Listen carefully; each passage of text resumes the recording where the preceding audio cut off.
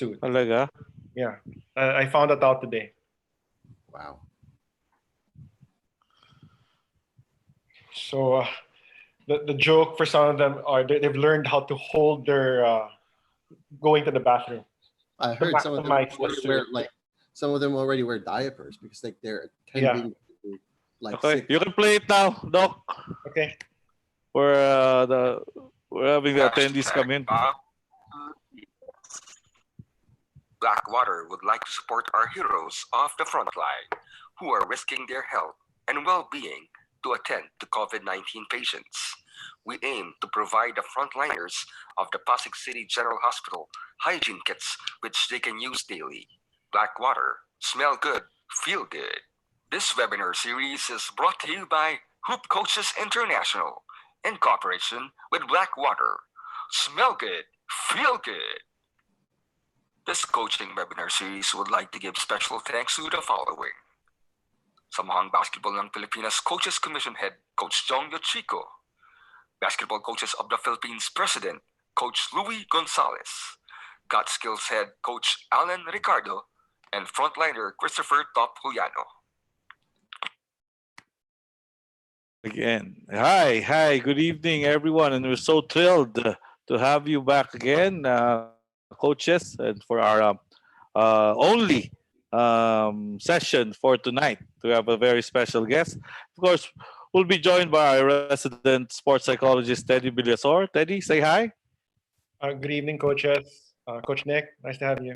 Coach Ariel. And hi, good evening, and good evening, Bong, our one of our admins for our Hoop Coaches International. Good evening, Coach Bong. Good evening, everyone, and it's an honor for me to be here tonight because we have here with us right now someone that I spend a lot of time watching on YouTube, and I'm sure that the coaches that are here are so excited for the same reason that I am, because here with us now is Coach Nick, and he's the creator of BBall Breakdown. It's the most popular YouTube channel, not only in the US, but here in the Philippines as far as coaching and basketball analysis is concerned. And as you know, Coach Nick, we are big fans of the NBA here in the Philippines as much as everyone in the US are. And to all of you coaches, Coach Nick is probably one of the most proficient YouTubers ever. And I'm not talking about just basketball, just in YouTube in general, because a quick turnaround time that he uploads his videos. He has not only breakdowns from the NBA. I watched a couple of his videos where he broke down Smart Gilas Pilipinas games from before. And he also worked with a lot of players from all ages and all levels, middle school, high school, college, and pros. And he also studies the game, again, just like what we mentioned, from all angle. He does breakdowns of EuroLeague games and FIBA games. And he is someone that continuously wants to learn, just like all of us here. So it's an honor for me to welcome Coach Nick Hauselman for BBall Breakdown. Coach Nick, welcome. Thank you very much, Salamat, for that nice introduction. Good evening, Coach Nick, and thank you so much for joining us. My pleasure. Any chance I get to talk basketball anywhere around the world, I love it. And also, I want to make sure everyone knows that I'm certainly aware of how big the audience is in the Philippines and how much you guys really enjoy watching. So it's incredible how this can go, how easily it can go around the world. Mm-hmm. Coach Nick, just to give us some or our attendees a background, how do you start doing all of this, or how do you start as a coach? What was your journey? Oh, okay. Well, let's see here. My journey was, I played basketball in high school, and I was going to play in a small college. But then when I visited the University of Wisconsin, where my mom went, I fell in love with the place, and I ended up being a basketball manager there. So at that time, the coach was Stu Jackson, who had already coached in the NBA for the Knicks. And he then absolutely after that went to Vancouver/Memphis, and was like, he ended up becoming the #2 guy in the NBA who handed out all the penalties and punishments. The other assistant there was Stan Van Gundy, who coached Detroit, and before that Orlando. And then Sean Miller was another coach who's the head coach at Arizona. So, and then there's a whole bunch of other assistants around too at that time. So it was a really good training ground just to kind of be on the court, watch them run practice, learn a lot of the basics and how to run a practice and what, X's and O's are. So I learned a lot there. And then from there, I came back to the state, or sorry, I came back home, and then I was working, and I coached my old grammar school, and I coached my old high school, and I moved to LA, and I started coaching in high school here, where I met another one of a great mentor who played back in the day when John Wooden was coaching at UCLA, and he was involved sort of in that environment of coaching with some of his assistants around LA. And so I learned a lot there. And then at some point I took a while off, which actually I think was pretty good. I was a teacher and I was a coach. I took about 6 or 7 years off to run a company where I was doing a lot of high-end video editing. So I would do these videos, these like corporate or commercial videos, or even these really big event videos where some guy was getting like turning 60 and he wanted to hire us to go around the country interviewing his friends. It was crazy stuff. But as a result, I honed a lot of my video editing skills during this time. So it came time around 2010 when there were, back then there was probably like 30 or 40 YouTube stars, right, who were making, pretty good money just kind of screwing around in front of the camera. So we had decided let's try and do something like this with what we learned from them. And they're like, well, what would you want to do for a YouTube channel? So I thought about it. I said, well, I have a coaching background and I have a video editing background. So these things seem to mix nicely. I think in 2009, the Celtics and the Bulls had the 7-game epic series. And I was watching it thinking, gosh, there's some real problems here and no one's pointing out on the court.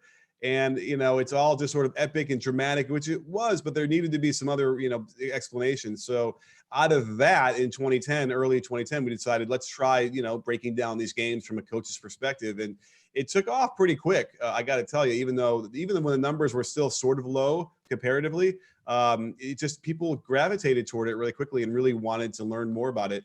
And then certainly I've learned a lot more. The best part about B-Ball Breakdown now is that I get to interact with people from all around the world at every different level. Some of the best coaches I meet are high school coaches, and they have incredible amounts of information. So I get to just sort of suck it all in and mix it around in my head and just sort of become smarter that way. Whereas if I was coaching a program right now, I'd probably be so busy, coaching that team, I wouldn't have any time to like learn a lot of other things. So it's been a really great situation just to kind of be a guy who just absorbs as much basketball as I possibly can. Wow, what a journey. And now it's 758,000 subscribers on your channel. Amazing.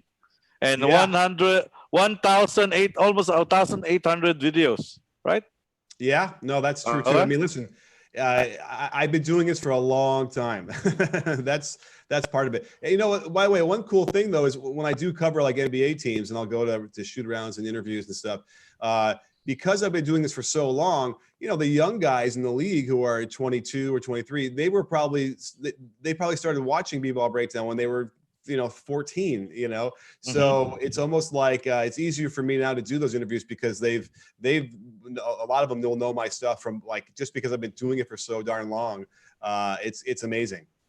I'm actually surprised with the clout that you have, because you go to NBA practices and you come up to all of these NBA coaches and NBA players and they just go up and talk to you, and that's something that not a lot of people can do.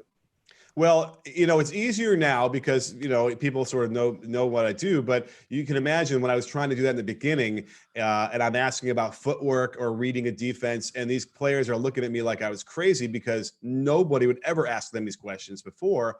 But they get into it after like that 30 seconds. I still won't forget. It was probably 2014. And I'm interviewing, I think, Paul George, and I could see out of the corner of my eye Lance Stevenson just staring at me like what are you, who's asking this kind of stuff? It's crazy. So I'll never forget that. But, after, a minute, they realize they're like, oh, this is going to be a cool conversation. And we can finally talk basketball. Right. Do you still remember your first interviewee? Or first one that you ever approached? Oh, that's a great question. What was my first interview? Could it have been that? No, it had to be a little earlier. Oh, well, okay. I remember when I first started in 2010, I got access to the summer league. So I All got to right. interview in 20, then. So you're talking about like Damian Lillard and like Draymond Mhm. Green. I think if I'm hitting this right year.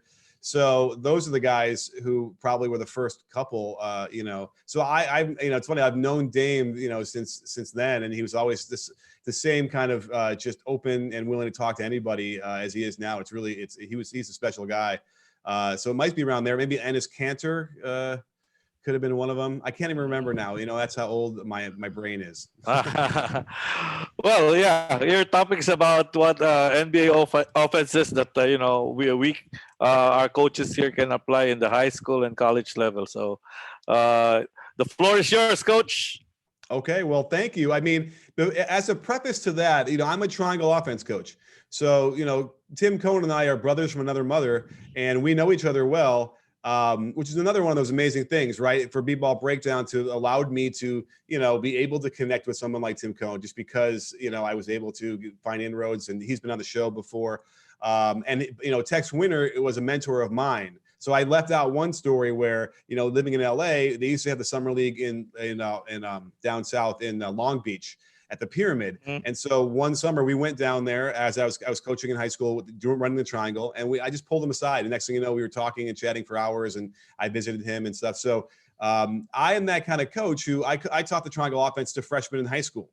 And I'll teach. I have 9-year-olds and 10-year-olds. Well, when we can finally get back on the court, I have a Wednesday night lab where I have 9-10-year-olds, and I'm teaching them all sorts of dribble combinations and shooting from the 3-point line, all sorts of stuff. Because I feel like let's show it to them. If they get it today, great. It might take them a week, it might take them a month, but they'll get it. And they'll be better for having been exposed to it versus saying, oh, they're just too young. They're not good enough. They don't be able to handle it. I usually go the other way. So as a result, after all of my studying of the NBA, and I get into college, I get into PBA, I get everywhere, and I start looking at like, okay, what are the actions? What are things that most good offensive teams are able to do to allow them to be good offensive teams? So about a year ago or whatever, maybe a year and a half, I started to put together a video that kind of highlighted the 4 must-have actions in anyone's offense. So rather than me saying, hey, you got to run a triangle or something like that, or you have to run motion or you have to run Princeton or whatever, I decided, let's just show them the actions, and then, coaches can find these actions in their offenses, and they can shape the players, direction that way where, there are probably options you can run, and this is you can influence, to get more of this and less of this or more of this, different kind of stuff. So are you guys ready to talk a little bit about the 4 options, the 4 things that I discovered? Yep, Yes, everybody's excited. We're All in, right. Coach. We're in. Now, here's the irony is, I was just sort of thinking about this when we were talking this morning was it's rooted in the triangle. No matter how far I try and get away from the triangle offense, it ended up realizing, you know what, I would say 2 of the 4 things are straight out of the triangle. And so even now I would probably run almost some version of it that's not quite maybe the original 60s pure triangle, but it's such a valuable thing. And let's see here. So I brought some clips. I thought it would be easier if I showed some clips, and then I can maybe do some drawing on the board. Let me do the clips first. Let's try the clips first, and maybe I'll mix it up a little bit, and we'll do some drawing first too. But okay. So the first thing I want to do is share my screen. Let's do this and fire up. Oh, okay. That seems pretty easy. Okay. So can you see this? Yes, we can, Coach. Okay. So this is what I call the triangle offense. The first option, the first thing I'd like to see in an offense, it's called the low post split. So you'll see it here being run where we quickly bring the ball up. He enters to the low post, and then they split at the elbow, and he gets a 3-point shot.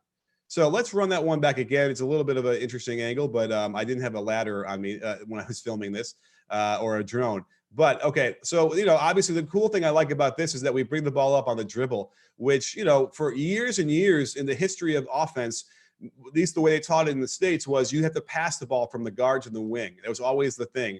And when I had my triangle teams earlier on, I had a point guard that just had the hardest time making that pass. They were denying the pass in the wing. They were pressuring the ball handler. It was really hard.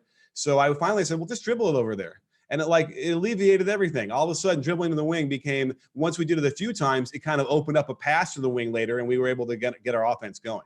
So here it is again. We bring it to the wing, and then a quick enter to the low post. Now, this is all out of like a fast break offense where you're getting right to the wing and you're getting to the low post, you're getting to the top.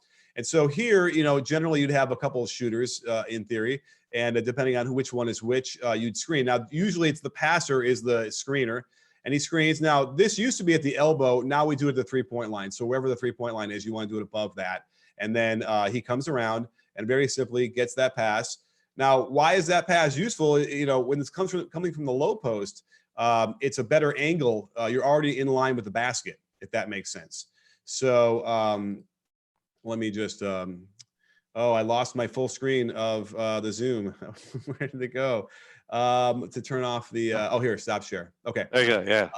If that made sense, now you can imagine once you do run that very simple action, the low post split, there's so many things you can do out of that. You can flip it and have the guy on top screen for like a flare screen. And you know what, maybe I'll try and explain it because otherwise it's a little confusing. Oh, and actually I have a couple more clips of that, but let me close this one out.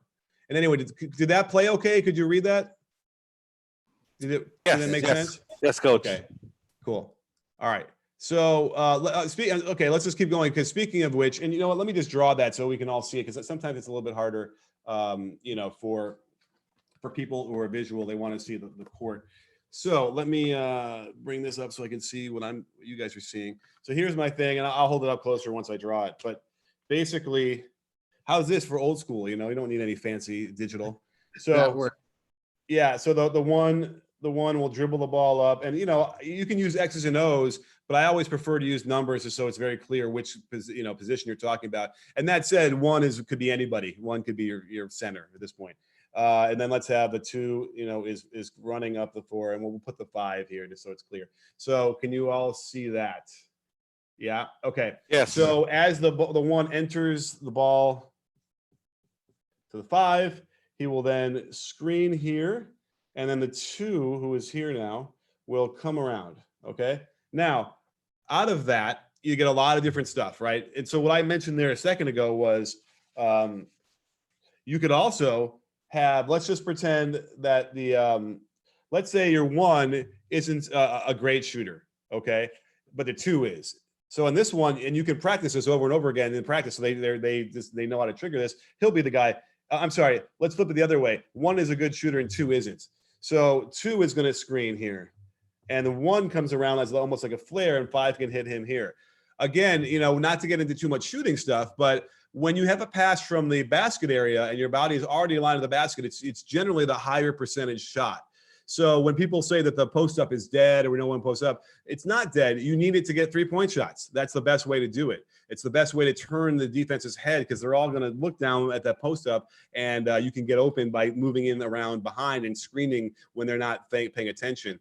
And even if they are, defenders tend to move down a little bit. So if this is a defender here, the ball comes into the post here, they're going to move a little bit, right? Usually. And so it's a great way to penetrate the defense. And you'll hear Tim Cohn say this all the time, and because I know, because Tex Winter says it, is you can penetrate with a pass, or you can penetrate with a dribble. Now, back in the day, it was certainly a lot easier to penetrate with a pass. Now that we have incredible dribblers, we're getting in the lane a lot more. We can spread. So that's a big difference in the modern game, which is sort of why the triangle has had a little bit of problems getting modern, because so much of it is just passing, and you don't give it a lot of chances for all the creativity that we have. So some subtle tweaks, and you can get it to work great.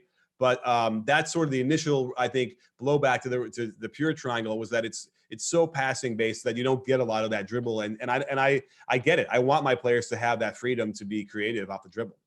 How are we doing so far? We're doing good, Coach. Okay. One of the other modern parts of coaching, and I just did a coaching series with 2 of the smartest guys I know in England about player-based coaching. And so much of it is you need the feedback from the players. So at the end of every practice, I'll even say, hey, how was my coaching today, right? So I'm going to do that with you guys. You got to let me know after every segment, how am I doing? So let me show you a couple other options out of this, because this is exciting. And then you can, when you start to realize this, you'll be able to build off of these things pretty easily. And the cool thing is you can make it your own. You can decide, oh, I like this option a lot better. than this one, and we can run that more, or it works better for my team. So here's another one where we're going to run it, same idea, same initiation, low post entry. And now watch what happens here. We get that same split at the 3-point line, and then the guy who's screening is going to slide back door and get that layup. Now we used to see this a lot with let's watch that one more time. With the Jazz would run this a lot against the Bulls, and you'd see that when you run that tape.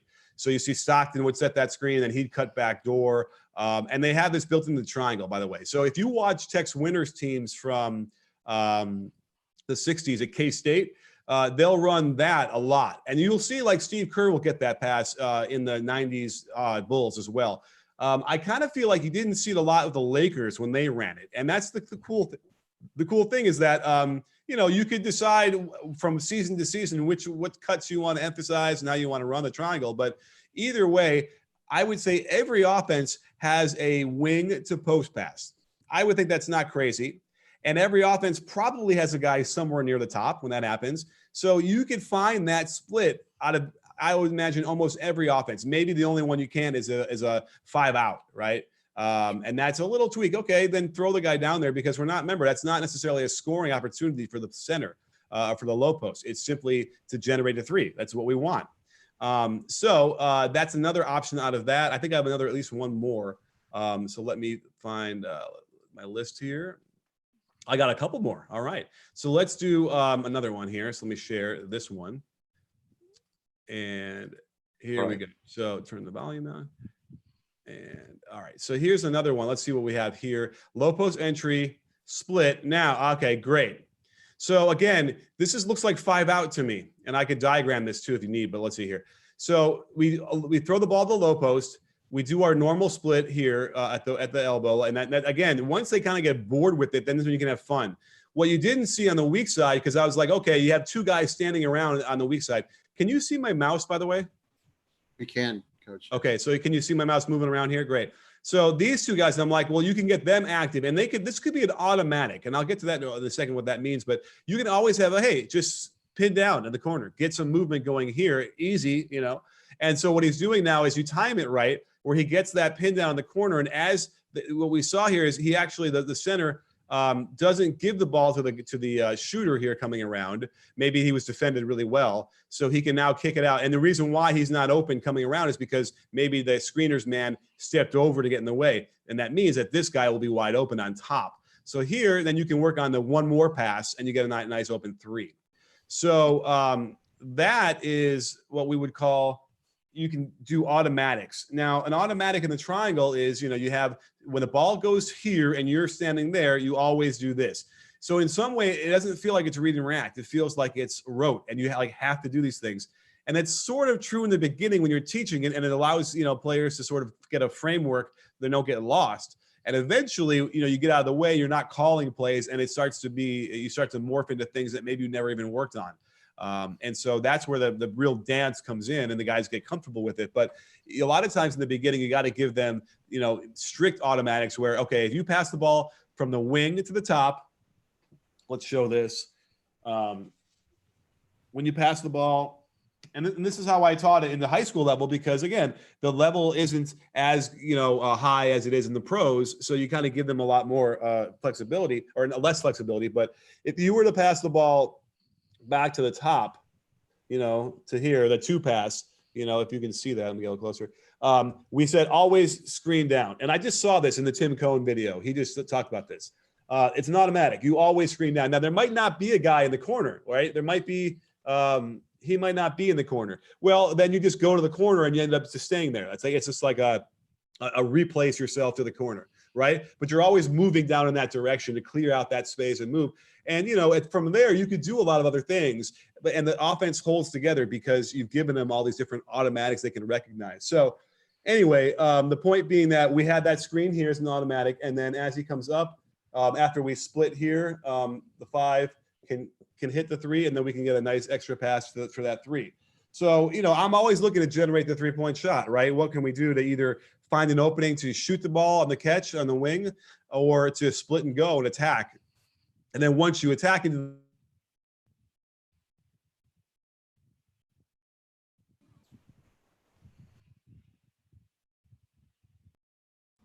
Let's wait till Coach Nick gets back online. It seems like he's been having some. Uh-oh. There you go. Welcome Sorry. back, Coach. All right, we're back. So anyhow, so that was, I think we got most of that, right? Yes, Coach. Yeah, most of it. Okay. Yeah. Cool. All right. So that was a low post split. We have a flare to the top and then a reversal with a pin down on the right side. And that's a little complicated. There's some timing involved, but as they develop the basic stuff, you can start to add things. And you can run this as a freshman in high school without question. You can run this and get this right and make it work. Question. Yes. You mentioned earlier that like these are automatics to make sure that at the lower level, you want to make sure that you give them less freedom and more structure. You talked about the down screen on the baseline. Would you rather have it a little bit early or a little bit late? Is there a count that you prefer? Yes, that's a great question. I mean, I think you'd rather have it late because if he gets open and it's too early, wait, did I say that right? You don't want it. Yeah, because once the ball goes to the top, he can wait a little bit, and then as the guy's coming up. But if you screen too early and he's open, and then all of a sudden he's not open, and the guy hasn't gotten the ball back to the top yet, then he can't make that pass, right? Now, there's also there's counters. He can dribble handoff to that, you know what I mean? And you can make that the rule. If you can't pass it to him, then dribble toward him and then hand off, right? Because you can almost always guarantee that you hand off to the guy if you do that part right. So, so yeah, the timing is really hard. I used to do this for my high school players.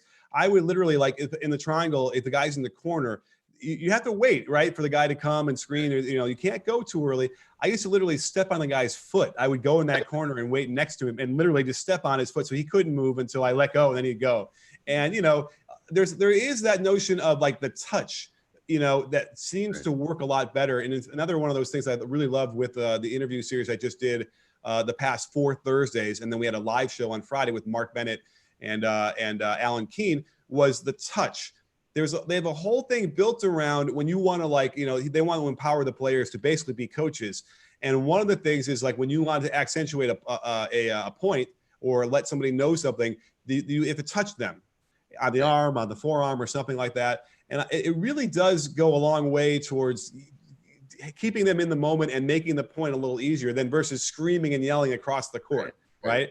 It's amazing how a touch on the shoulder, touch on the arm, even a high five, any of those things that would sort of generate that connection between you two and the energy is really important. So, Dr. Villasor, it sounds like you're into sports psychology. So let's get into that too, I guess, while we're here. I'll sprinkle some of these things in. And again, I'm not making it up. I'm just learning from other people. But I'm also connecting it to some of my experiences as a coach, realizing, hey, I was doing a little bit of that without even realizing it. And now that I know, it's kind of like how with doctors, they have bedside manner training. My wife's a doctor, and they used to bring in actors to pretend to be patients, and they would have to triage them and do those things. They don't do that for coaches. And I don't know why. We should have you should have a training where you have to be in your office and a player comes in and is angry about his playing time. And you have to, go through that situation. And then you can have somebody watching and they could help you and give you insights into how it went and how it could go better. You know what I mean? So observation and role playing. Absolutely. Right. And I don't think anybody does that. I'm sorry, say it again. You'll never know what to do unless you're put in that position. So you can't be an expert at something if you've never gone through it. So I completely agree. The role playing is important. And just like, I've talked to some of the best shooters of all time, and a lot of them don't even know what they really do. They're doing it and they've done it and they kind of, know how to do it. But when you ask them questions, they might answer wrong. They're like, they think that they're doing something they're not. Coaches are the same exact way.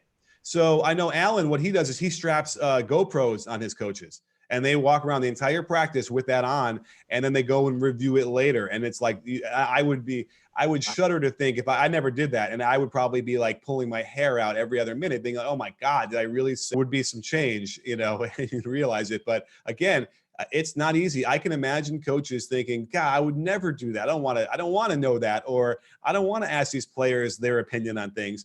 But what is the goal here? The goal here is to optimize your team.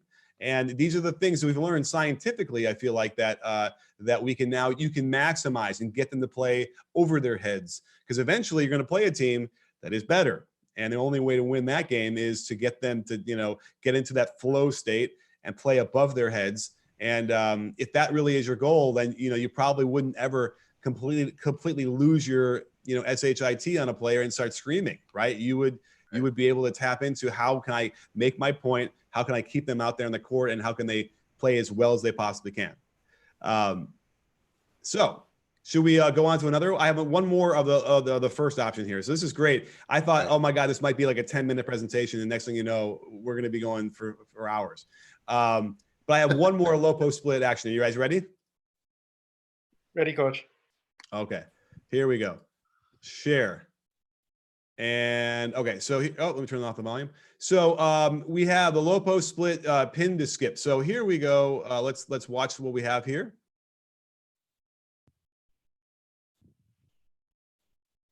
Okay, so here's another version of what we showed. But and again, I want to throw a couple of these out here. I'm not giving away the whole farm, but it's just enough where you can kind of get you can see how creative this can get. Is okay. So what will happen here? So okay, these are all starts the same way, right? So this is sort of in the triangle, influence tier 2. It's like once you start an action with the pass, and by the way, what I like about that is that it's triggered by the ball leaving the hand. So it's the quickest version of a trigger to clue in all the other players as you can. You're not waiting to see where the pass went. You're not waiting for the pass to be caught. It is all triggered on the soon as that ball is out of the hand. So he throws it to the low post. He splits here. We saw this is all now. We're experts at this point. He splits. Now we got a backdoor cut here, like we showed. That's not open. We had that pin down, which was happening. Remember before when we would swing it, but now because he couldn't pass the ball to the top, he can skip it to the wing there and get that 3. So another thing about the triangle offense, by the way, is that you should be allowed to pass to any of the 4 players at any time. That is one of the 7 rules of any good offense. And that's what I like about what Tex did. He's like, here's what my rules are for the triangle. You should have these for your offense too, and that was one of them, is you should be able to pass to any of your 4 teammates. There are offenses out there that there are 2 people at one time that knows I'm never gonna get the ball on this. You know what I mean? At least for a couple different passes. And that kind of sucks, right? Like if you have to play in an offense, and we've seen, guys in the NBA complain about certain pick and roll offenses where all they do is run in the corner and stand there, and every 5th possession they get to touch it. And that's not a great way to run your offense or run a team, because they feel disconnected. So, and we've heard all sorts of, people like Steve Kerr talk about that. And certainly Phil Jackson was I think the first time I'd ever heard that notion of like, let's get the ball into the guy's hands, not having them shoot it all the time, but let them feel like they're part of the offense. They'll play defense a little bit harder. We all know what that feels like when even like in a pickup game. All right, how are we doing so far? We're doing good, Coach Ariel. The pace is good, coach. Yeah, Okay. Pace is good. Right. All right. Really good. I'm back. I have had some internet problems, but I'm back. Awesome.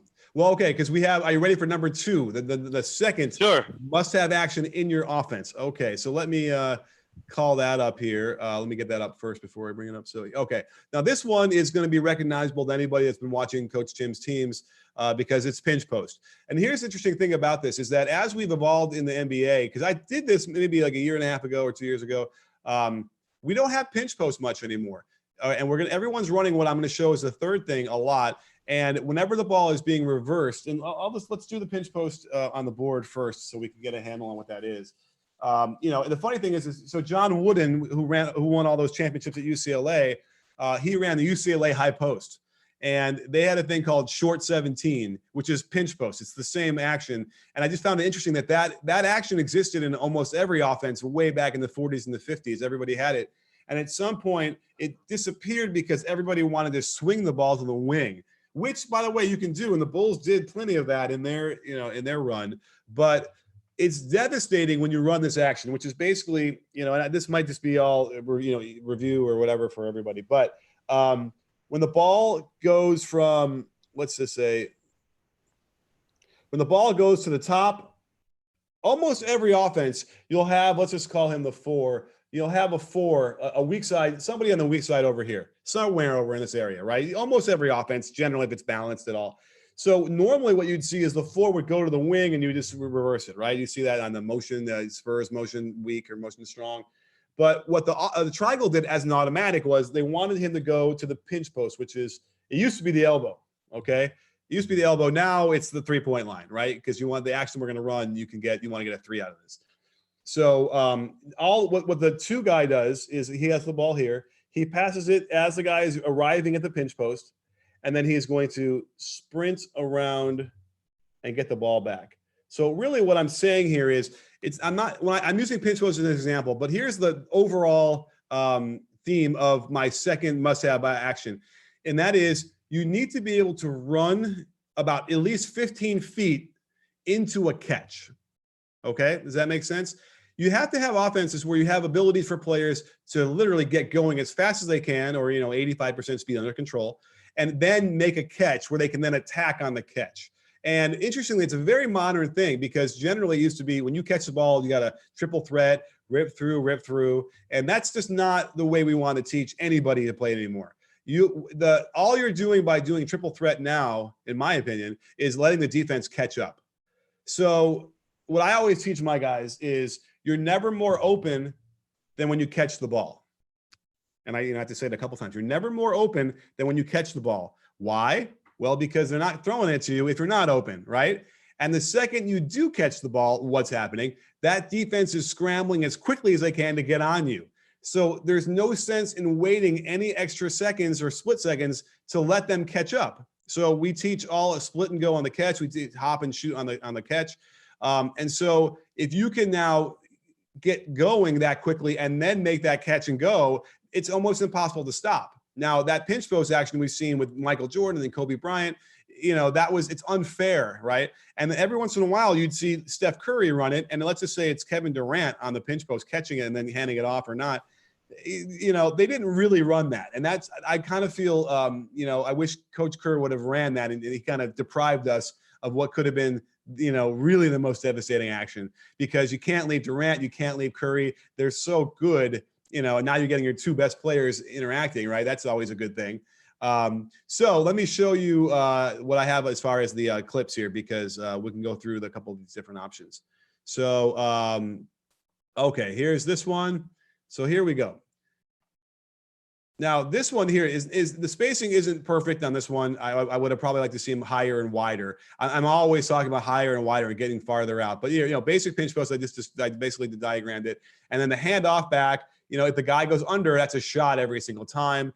And generally you can get your players, if you know how to teach shooting well enough, to make that shot well enough in a game. Of course, here's where you get some other things where if the guy goes underneath and he's not comfortable that way, then he can drive it, right? Because now he's got more space to move on that catch. The defender has given him the 4 feet of space. He can now get into the lane, and that triggers some stuff.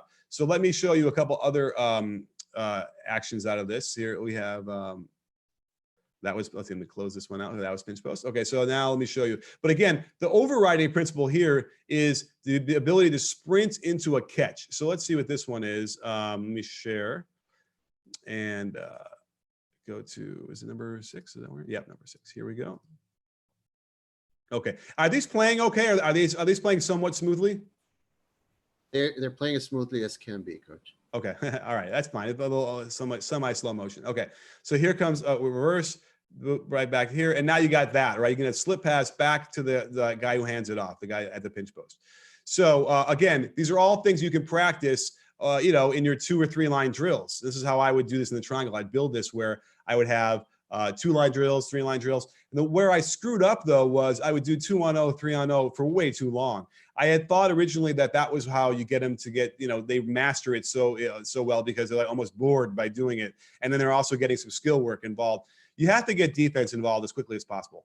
Get it up and running 2-on-0, that's fine, 3-on-0, but you got to throw defense in there, and it's got to get messy and chaotic, because that's where the real learning happens. And that's where all the interesting things can happen as far as other options that you might not even thought about. Okay. So, and then the ball might go flying, they might turn the ball over every time, whatever it is, but you got to get it live. You got to give them that competition, because that's what all the players want. They don't want to do 5-on-0. They don't want to do 3-on-0. They want to, play it. And so the best practices I ever had were the ones where I did that almost as an afterthought. Just 3-on-3 now, you know, make it 4-on-4, make it 2-on-2. And it took me way too long to really realize that's like, damn, I should have been doing that from the beginning and get there as quickly as possible. So that's another. So now you have some examples of why when you're running into that catch, you can make it really difficult on the defense, and you have to have that. So now I'll show you another version of this. And these are all the pinch post stuff, but you can imagine how there's a lot of other ways. You can do pin downs where the guy's now sprinting off the pin down and then into the catch and he can attack, right? Those are ways, or shoot it, depending if he's open. Let's see here. Here is here's another straight out option out of the triangle. So if he hands it off, he can trail and follow him and then set his ball screen, right? That way. Now, it depends. Obviously, it's harder to do this if you have somebody in that corner or on the other side, but that's why you got to make sure your balance is good on your offense overall. But here, he hands it off, and then he just, instead of rolling, he can follow it. And this could be a called play, you know, between them. Now, it could be a thing where these two guys love running the pick and roll, so whenever they're the ones paired up in this action, you know, then that's what they're going to run every time, and everybody else knows that because you're developing this in practice. He just follows it, pick and roll, and then gets right to the basket, or can then, you know, hit the roll man. So you can kind of get this handle on this, where you realize that there's a lot of flexibility here, and you know, it's just the surface. There's probably, I think Phil had said there's like 35 actions out of every pass or something like that, and you know, there's probably at least that many, right? Of ultimately with what you could do, and you can develop those things just out of the live action of letting the players, you know, do this against defense live. And again, it could be messy, but you might all of a sudden get stuff that you never would have imagined, and that's when I don't know, as a coach, for me, that's when it's exciting. When they do it. I mean, heck, I can remember I coached 7-year-olds at the YMCA, and they had on the low rims, and they had the rule where you can't come out on defense beyond, there's a certain line. There's no press, right? And that line was probably like, I don't know, a 12-foot shot, right, on a low rim. And they were 7-year-olds, right? But my guys all of a sudden started realizing, you know, we could just shoot from 13 feet away. The defense can't come out and guard us. And it almost like a 3-pointer, right? But it was, you know, they were old enough, they could do it. And it became the sensation where it was unfair. We would bring the ball down, they couldn't come out, and we just start nailing these shots. People wanted to give me credit for it. And I was like, they just did it one day in that game. But you can bet that next practice that we had, we were developing all sorts of things out of that to get that shot. So, you know, that was what's exciting to me, when the players could come up with this kind of stuff. All right, let's go. I got another one. Let's see. Do I have another pinch post? Let me go here. Yeah, I got one more. So let's do share screen. Here it is. Okay, are you with me so far? We're all still there? Yes, coach. All right. Here's another example. Oh yeah, and this is fun. You got athletes. Oh, wait a minute. Oh, I chose the wrong one. Which one? Hang on, that's the wrong one. Stop the scare. I want number 8. Sorry. I thought I got the right one. Let's try that again. Oh, I see what I did. I'm looking at the wrong one. Here it is. Okay, here's number 8. So let's do this and turn the volume down. And okay, so there's the pinch post. You can fake it. Oh yeah, here's my favorite part about it is the dribble handoff. Now, dribble handoffs are another great way to get somebody running into a catch, right? Because you can now run, the ball's coming at you. Now the defense has really got to make a decision here on that handoff. And so here's what we got. I just threw this in there as a lob. So let's just go through this slowly. So you can fake the handoff to the pinch coach. It's another favorite play of mine. And a lot of times this guy can get a scoring opportunity going to the basket because his man moved over thinking he was going to pass it or hand it off. And now this generally triggers, here's another automatic in the triangle where if you fake it that way, you're going to dribble along the free throw line or higher toward the weak side wing. And then you do a handoff here, and then you get a nice, easy jump shot there. Now, that's obviously that jump shot is a 3-pointer almost every time these days. And that's, you know, I think if you can get a guy to shoot a 15-foot shot, I think it's, and he can hit that consistently, it's just a matter of time before you can get him to go back behind the 3-point line for college or the pros. That's not a hard shot anymore the way it used to be when I was playing. And even, you know what, when I was playing in the 80s, 90s, we could do that shot too.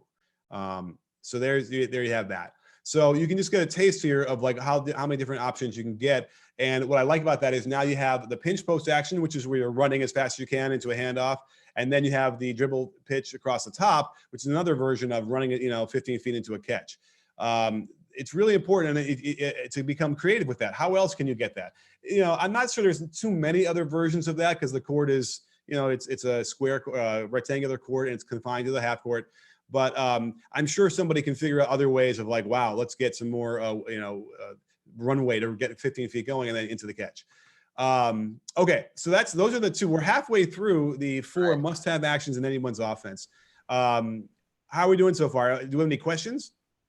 I'm not sure if this is much of a question, but Coach Arwin mentioned a follow-up on this is good if the defender is quite good at reading offenses.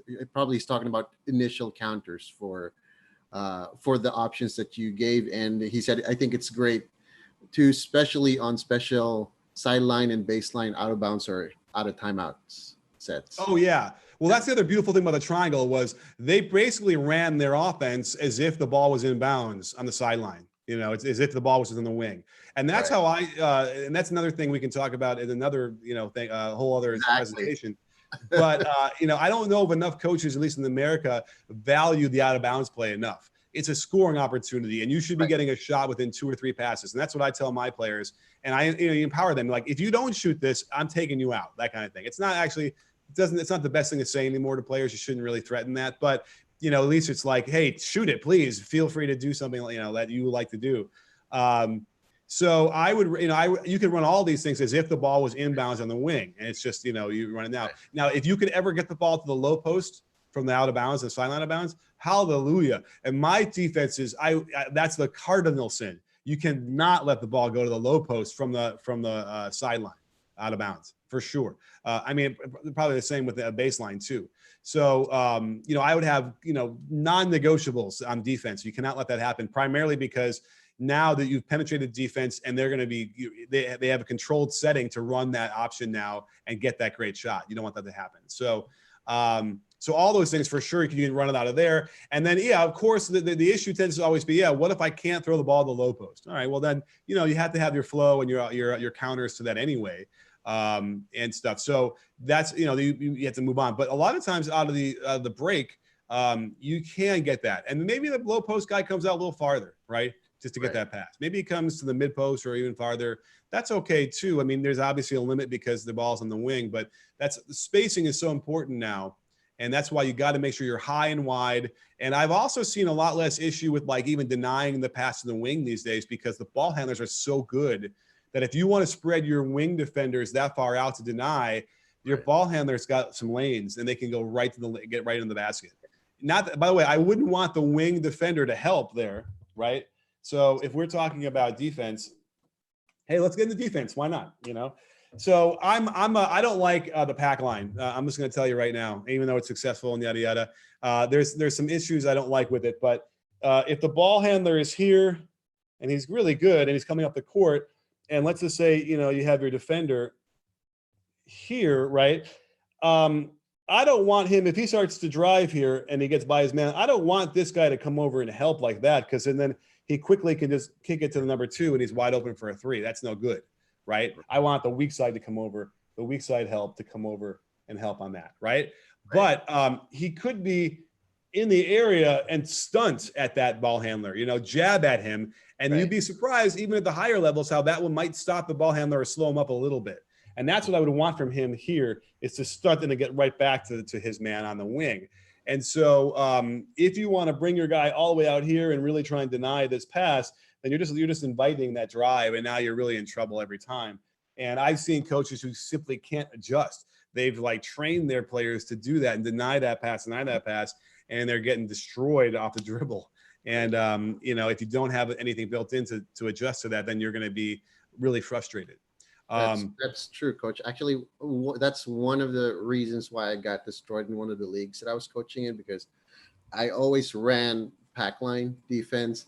And when I ran into a team that can really, really shoot, they were just picking us apart by kicking it out when I was asking my team to help one pass away. So. Yeah. And by the way, Virginia is the most dominant team that we've seen in college for years, and they're running the pack line. So it's hard for me to really say, hey, it doesn't work.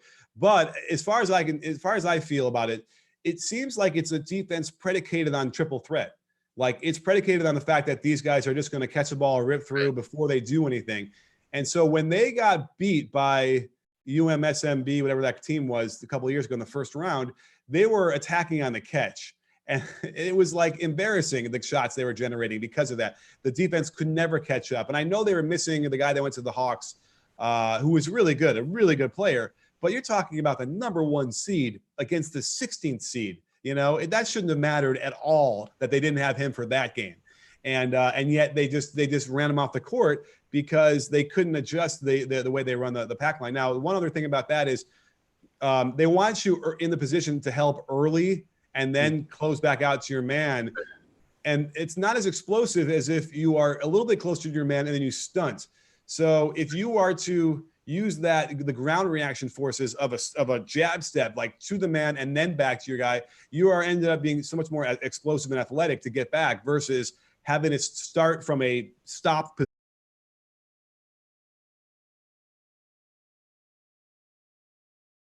Okay. So, all right, that was the basketball gods telling me to stop talking about defense. All right.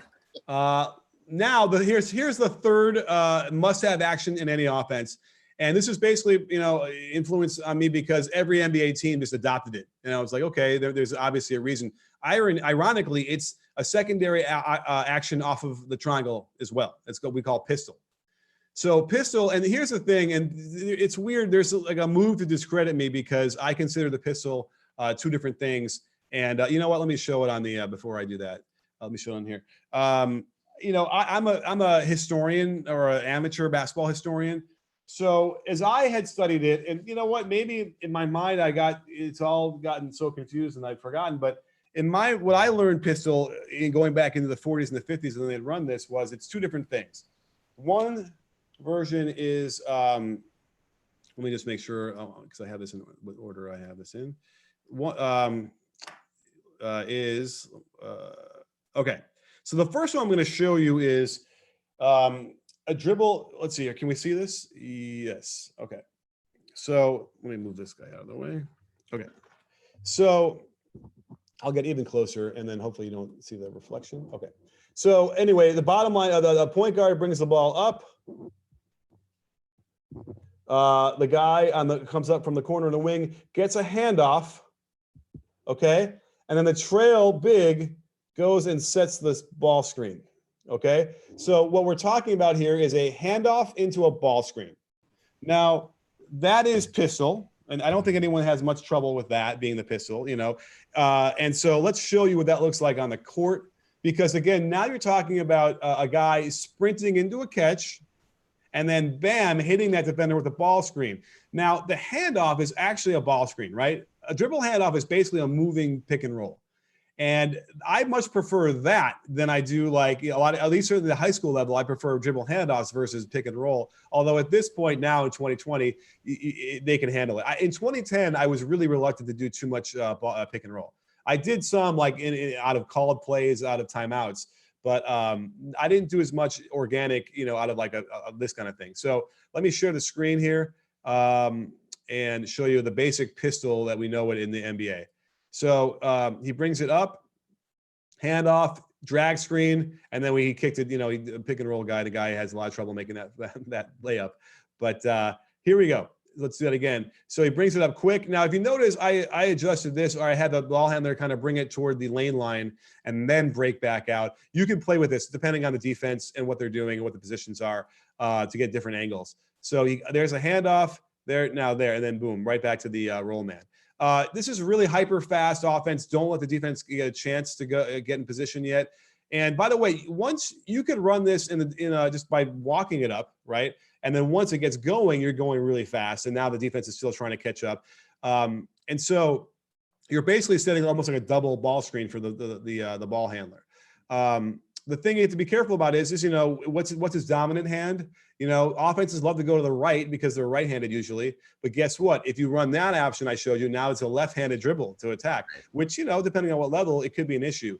So you need to be able to train to go the other way so that you're getting the main part of the action with the right hand going in the middle. I don't know if enough coaches really appreciate that. Even in the pros, I will say, like a guy like Rick Carlisle seems to understand that, and he will make sure to design these offenses to make sure that even though they're pros, he'll make sure that they'll have them, going to the strong, their strong hand side. Why screw around? Let them go to their best of their ability. So, before you continue, Coach Nick, yeah. just want to tell you that a few of the coaches, including myself, love the pistol play, and for at least two of us in the entire attendees group right now, we used your video for installing the pistol offense just to give our teams a high level overview before we have them run through the board and everything. So that, let me throw this out there. The reason why I love this, and this can be your offense, by the way, it could basically be your offense. It's easy to teach. You can put this in at any level in a couple days, tops, right? And then build from there. But you can get this up and running, and they can actually find success in a game. I'm telling you, like if you're running an AAU program, what do they have in the Philippines? Do they have AAU? What is it called? We don't have it, but we have similar to a school system that you guys have in the U.S. We have regions and districts or something like that. Okay. And maybe you don't practice every day, and maybe you have games once a week, whatever it is, right? Well, this is the kind of thing where you can put this in at every age group, just about, and they pick it up. And, because the other thing on the weak side here is it could be a little bit boring, because as you're running the pistol stuff I showed you here, you have, let's just say, who did I use? 5. So you have 4 and 3. These guys are kind of just standing there, right? But the reason why they are is you want their men to help, because you're going to get some sort of penetration generally. So this guy's going to have to come over to help, and then they can kick, and then they're the ones who get the shot. So I don't know, could you see that really well? So, or maybe this guy's man will help too, and then you can kick it out again. If you can lure players to help one pass away, it's the biggest no-no on my defensive teams, then you can generate those shots. But however, on the weak side, and I'm going to show this at some point, you can have some organic quality to it, because if these guys are standing here, and they have a second, these guys 3 and 4 on the weak side, they could kind of talk to each other. He go, hey, let me screen for you. He could screen, and they can place, or they could just replace. They could interchange. Or my favorite would be for hammer screen, flare screening. He could come up and screen for 3 to the corner. That way, it's almost like a back screen. So you can do, there's not a lot of things they can do, but those are the 3 or 4 big ones. Keeps the defense occupied, and then they don't help as easily, and then the other team gets the shot, or they're late in the help, and then by the time they scramble over there, then the weak sides guys are open. And by the way, they're not open just to shoot it. They can then split and go, and they can attack. So now you're getting you're compressing the defense, and you're attacking closeouts. And let's not forget, that's really the main purpose of an offense, is to force closeouts, right? Exactly. I mean, really, I think that's what you want to do. You want to force a closeout so you can either catch and shoot it or split and go. And there's a million ways to do that. And basically, that's what I'm showing you is there's the low post split will force advantage in a closeout. There's the sprinting into the catch will really get them behind. And now we have pistol. So are you ready? Should I show you another version of the pistol? Absolutely, Coach. All right, because that's a real basic. Here's a one, like if you have some athletes. Let's see here. All right, so let's see here. All right, so here we go. Handoff. There's the ball screen. Oh yeah, look. So okay, so I didn't even go over that one, but if you look on the weak side, this is another way where you can get this. This is probably a called play at most levels, just because you got to know he's going to the rim. But okay, if you saw, I just described there. Look here over here on the weak side, the corner is going to now it's like a back screen for the wing, and you would probably do this if you got the alignment where it's a big who's on that wing, who's probably not going to shoot it, right? And this is the shooter. He'd be like, hey, this is how you can teach your players to be smart and to read the defense, or read. It's not even reading the defense. What he's doing is reading the personnel, like who is where. So if he realizes who that guy is, and you get this stuff in practice, they'll get in the games too. So he goes back door, and you get a nice little lob play for that. Now again, you got to be able to train the ball handler to come off and really be able to have his reads. He's looking for the roll man. He's looking for what's going on the weak side. He's looking for himself to go in, right? It's not easy, but as long as you get this going with defense enough, in 3-line drills and then, 2-line drills. They get good at it really quickly. It's just the amount of reps and the live reps you give them. And then the whole team gets really excited when you can make a play like that for, it could be doesn't have to be a dunk. It could just be a lob for a little, layup. Freshmen could do that play. They could kind of jump in the air and sort of tip it in. I'm that guy who's always like, let's try it. If it's not working, okay, we won't run it. But I'm always saying, hey, that famous drill where the whole team gets in line, they all throw the ball off the backboard. That's the same, and the last guy will put it in, right? Well, that's a 9th grade drill. Everybody can do that. So I know it's not coming off the backboard, but there's something there. Let me just look here. I got another one here. Let me share because again, and this is just a real smattering. The video I did for this in my library is like almost an hour, of going over this stuff. Plus, it's like I get into even more detail about how to teach it and how to run it and how you make this work. Okay, all right. Now, here's the other version of the pistol. The pistol that I talk about also is out of the triangle offense. And let me diagram this real quickly for you guys, because if you can't throw the ball to the pinch post, the automatic is a dribble handoff back to the strong side. Okay, so let's get this set up here. Are you ready? So the ball is now at the top. All right, let's do here. And the 4 guy is going to the pinch post, right? Now, if he doesn't throw the ball, let's see. Oh, sorry, can you see that?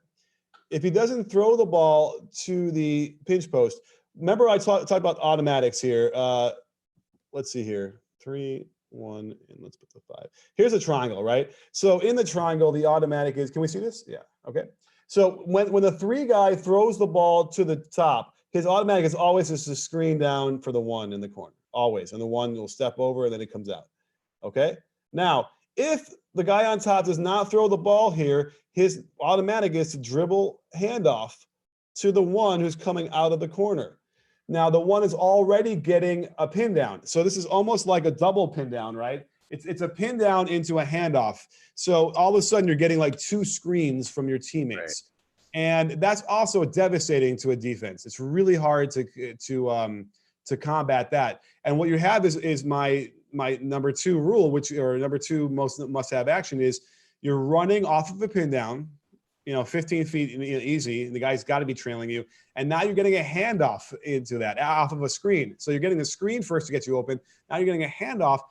I don't see how you defend that, really. I don't see how you can really stop that for the guy from at least getting the ball. So here, let me show you that, because this is the next version of what I call pistol. Now, in my history of basketball studying, this was also a part of the pistol. This is also pistol to me. But I've had guys want to like yell and scream at me because they don't call that pistol anymore, or they don't consider pistol. But it's like, here's the thing. All of these names that we use, some random coach sometime in a gym is like, we're going to call it pistol. Tex Winter's got the craziest names for his stuff, right? And it's like, someone's like, all right, well, we'll use that. So I kind of feel like, all right, well, if he gets to say it, 20 years ago when he gets called, I'm going to call it what I want to call it. Who cares? What's the difference, right? It doesn't mean it's not a good option or it's not valuable or whatever. But sometimes people get caught up in the notion that, like, okay, you're calling it something different, so that must mean you don't know what you're talking about.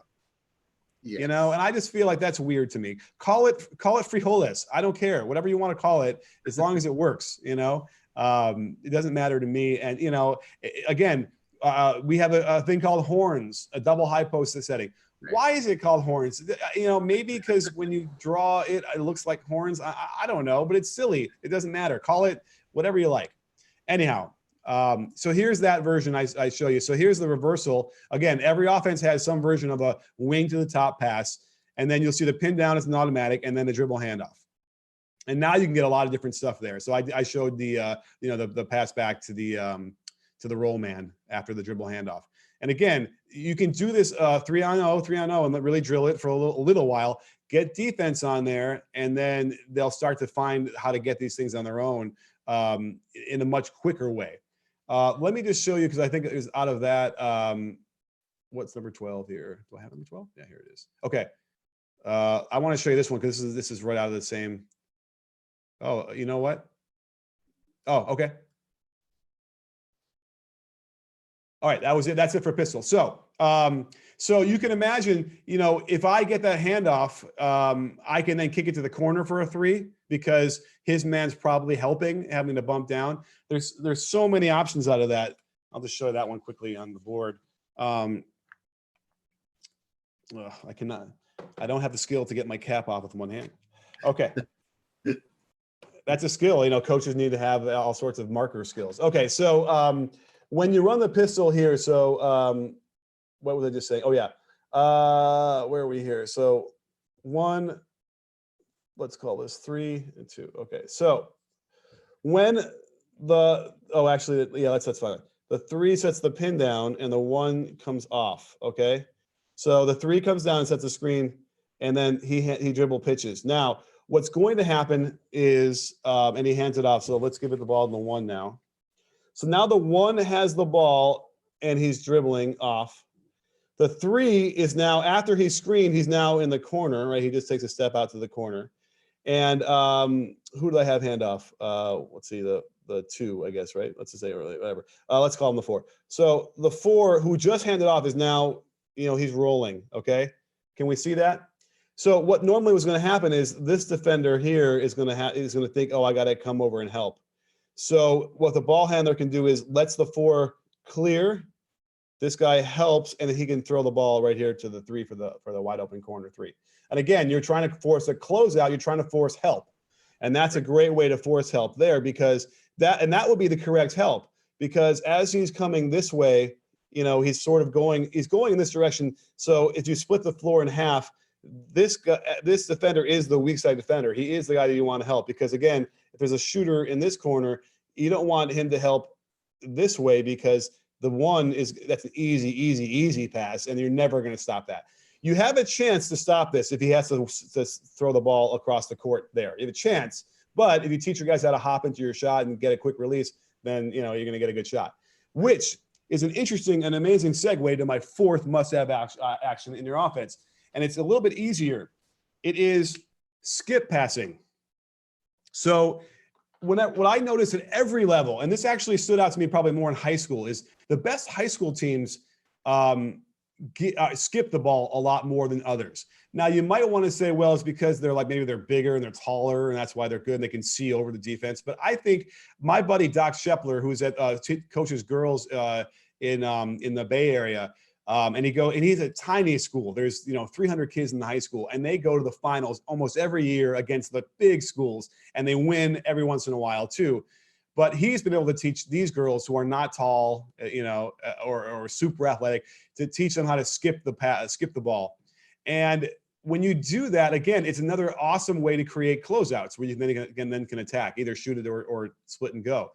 And so what I feel strongly about is that it's just a question of teaching it and emphasizing it, and you get it organically. Because this actually comes back to Pete Newell. So I don't know if we all know Pete Newell. He had the big man camp, and he coached in the NBA. He was a executive, and a mentor of mine.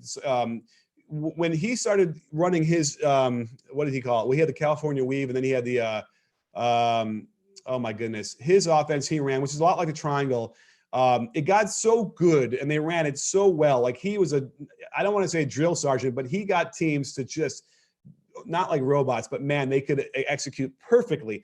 Everything was timing perfect. Everything was spacing right. So the defense had no choice but to load up as much as they could on the strong side, and to stop all the actions they were running, because they had no other choice. So they'd have 5 defenders on one side of the floor. So he adjusted out of that and started flipping some of these screens to be like flare screens, and then skipping the ball over the court, which was unheard of in the 40s and the 50s. Nobody threw the ball across the court. It was too dangerous or whatever, but he had to do that. And that was like what opened up a lot of their offense. So I have a couple of things here where I just sort of showed some examples of that. Let me see here what we have here. So here is, let me share number 12. All right. So where did it go? Okay. So here's number 12. Oh yeah. So basically, what I would do is just talking about showing, it shows in real time, is just like drills where you're on the wing and you teach them how to throw that pass all the way across the court. It is a long pass, and generally you got to throw it maybe 2 hands over the head. But you can practice this from different spots. So it's the wing to the corner, wing to wing, wing to, it's basically the only two there because otherwise it's not a skip pass. Right. But, this is the question of strength and wrist strength and dexterity. And if you just work on that, and work on them seeing it, you'll start to get it in the games. Really, it might take a while, it might take weeks or a month or whatever or longer, but they need to be able to know, oh, I've done that, I can see that, and actually look for it. Because generally when you're on the wing and the other guy's in the deep corner on the weak side, where is that positioning? Where are they taught? They're taught to be way off their man, and as any coach would teach. So if the ball is here on the wing and the other offensive player is here, right? Can you see that? Well, yeah, where is his man? His man's going to be in the lane, right? So if you teach him to throw 9 feet high, it can't go too high. And that's what's amazing about the NBA players now. They throw these passes that sort of never get higher than about 8 or 9 feet, and they just on a line right to the guy, and there's even a little backspin. So as it gets closer to the defender, it's weird. It kind of like it sinks almost right to their hands. It's crazy. Otherwise, they'd have to jump in the air to grab it, and then now they lose the advantage, right? Because it takes too long to catch and come back down. But so you don't want to have a huge arc on it. But this kind of a pass here, when you learn how to throw it, the guy can maybe just about barely get there when he catches it. But that's great because now he can go. Or if he's really slow behind there, he just catches it and shoots it. Because we've redefined what an open shot is. Back when I was playing, if my defender was anywhere within 3.5 feet of me, I can't shoot it off the dribble, off the catch. It's just not an open shot. But now it's just a question of, is his hand up or not, right? If his hand is not up, it's an open shot, even if he's like in my, within a foot of me. Right. That's exciting. I wish we had that when I was playing, because I was a really good shooter, and I never got to shoot off the dribble. I never got to shoot when a guy was that close to me. And it would have been changed the whole game for me if I could have done that. Let me show you another one of these. Let's see here. Where's my lucky number? Coach, 13. Could we take some questions? Yeah, go ahead. Go. Okay. My question is, how much time do you dedicate in your practice to throwing the corner pass? As you said, they have to experience it. So is that in every practice or like every Tuesday's practice, that kind of thing? Yeah, I would do it as a warm-up drill. So I would do it like almost every day, and you can do that as for 10 minutes. And then slowly try and find it in your offense when you're doing scrimmaging, that kind of stuff too, where you have to be able to scan the floor. And like, let's say they missed a good skip pass. Well, then you might want to quickly stop and say, hey, that was a great opportunity there. And like maybe even quickly do a drill, have them throw it a couple times just to kind of see it. But I would do it every day because it's a good warm up. It's a good development of strength in the wrists and the and the arms to be able to do that, because you have to have that strength. So yeah, it's an emphasis for me without question. How much reps will you give each player? Oh, that's a great question. So here's the thing: when you're running your drills, you got to make sure they're running a certain way where you don't have guys standing around for too long, right? And so that's why I like to have smaller teams. I'd have 10 guys in my varsity, for instance. So when you run these drills, it's like they're getting tons of reps in a very short amount of time. But yeah, you would want, it's tough. It's hard to say because how your practices are organized. But if you would want, I don't know, 10 at a time, probably, I would say. But if you can't get a drill to run where they can't get 10 reps, everyone gets 10 reps within like, I don't know, 10 minutes, 5 minutes, 7 minutes, then you got to figure out a different way because it's just taking too long. You got to get them going, because otherwise, if I'm doing a rep and then 3 minutes go by, and then I do another rep, that's not as meaningful either. You need to get reps that are closely in time. So what you can also then do is, okay, have them do 3 in a row and then switch it, But you got to be careful because you don't want people standing around too much. Coach, could you share with us a Tex Winter story? Share with me a Tex Winter story. Okay, that's a good question. Well, I mean, the funny one was when I first met him, we were at the summer league, and at that time there was no security, whereas now you can't get on the court, you can't do any of these things. So I remember, like, me and my mentor, we went down there to talk to him, and we were so worried we wouldn't be able to like get near him or whatever that we came. We wore our coach's collared shirts with our logo on here. We brought our clipboards with us to look really official. And we just kind of like looked around and sort of walked down on the floor. And then this next thing you know, we're like walking down. No one's saying, and it's hilarious now because it wouldn't have mattered anyway. We could have been in shorts and whatever. But and then he like literally walked by, and I was like, I think I grabbed his arm. I'm like, Coach, we're high school coaches from down the road. We run the triangle. We got to talk to you. And this should give you a testament to how amazing Tex Winter was. He gave me his card. He probably chatted with me for a minute or two, and then I had his number, and I could call him at any time I wanted to at that point. And that was amazing. Another story I do have is I actually flew out to Portland, where he was living, or in Oregon, somewhere in Oregon, and literally I drove him for an hour to the coast to go meet Herb Brown, who's Larry Brown's brother. And Herb Brown is a longtime NBA coach as well. And I interviewed them together about the history of basketball. I've never released this, and I don't know why. I've got the tapes. I got to convert them to digital, where I had them talk about growing up playing basketball in the same time period, but Tex was on the West Coast and Herb was on the East Coast. And it was really fascinating to hear them describe the different styles, the different way basketball was played and taught, in the early days of the game on different parts of the country. But listen, it's a testament to Tex Winter that like he allowed some random guy. I wasn't that random at that point, but I literally he got in my car. We drove, had the most amazing talk for an hour there, an hour back about just basketball and about players he liked and players I liked and stuff. It was amazing. Thanks, Coach Nick. How about Pete Newell's story? Oh, same thing. I remember he was speaking in Palm Springs, which is about an hour east of LA. And I remember I think I had to practice. I couldn't get out of practice early enough. So as soon as we got out, I got in my car. I sped as quickly as I could to get there. And I literally get there right as he's finished, right? And I couldn't, I missed the talk, but he's there, he's mulling around.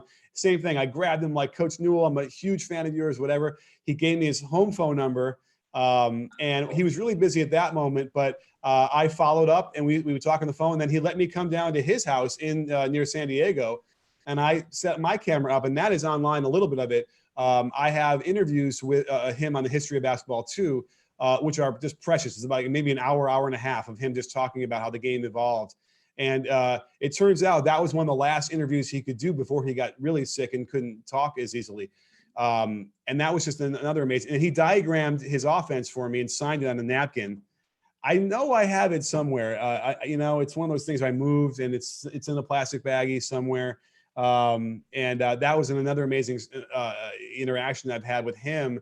And then another funny story was I was coaching at a big tournament years later, and there's a guy sitting out there having a cigarette, and I'm walking out there in between games. I don't know, and for some reason I'm just said hello, and he goes, "Hey, how's it going?" And we start chatting, and he's like, "Yeah, hey, I'm Greg Newell." I was like, "Oh, that's a pretty good name to have if you like, last name to have if you like basketball." He goes, yeah. It's like, well, my dad was Pete. And I was like, are you kidding me? And so next thing you know, we become fast friends. And I said, Greg, I have these tapes of your dad. And he had no idea. And his dad had passed away at that point for years before. And he goes, and I got it to him. And it ended up being almost like this gift to him. Like he could be around his father again in a way that he had never known that it existed. So it was an amazing thing. And ironically, he just shared one of the clips on Facebook. He just tagged me to say thanks. But that's another one of those amazing things where of all the places and all the timing for me to be wandering around outside of a gym and talking to some random guy that was just sitting there, it was his son, and we became friends out of that. So that was just, crazy. His brother, Tom, did some clinics here in the Philippines a couple of years ago. Coach, I have one last question. As a student of the game, and your time coaching in the grammar level and the high school level, can you give us 5 qualities that a basketball coach should possess in order to be successful? Thank you. Wow. Okay. 5 qualities, huh? Okay. I think the one that I probably would still say is what I learned from Stu Jackson watching him. And by the way, he doesn't coach anymore, but he was really good. He was a Rick Pitino protege, and he's really, really good. So one of the qualities he possessed was if the question was ever asked by a player to him, he had the answer right away. And it felt like to me, if you ever sort of show any well, I'm not sure. And I know being vulnerable is not a bad thing anymore in the way we've modernized our coaching and stuff, but I do feel like you have to be careful about showing a lack of knowledge of something specific to the game. You got to be able to have that answer and have it come out in a knowledgeable way, right? Not that you maybe fake it till you make it. I don't know. So that's one thing. That's about being prepared, I suppose.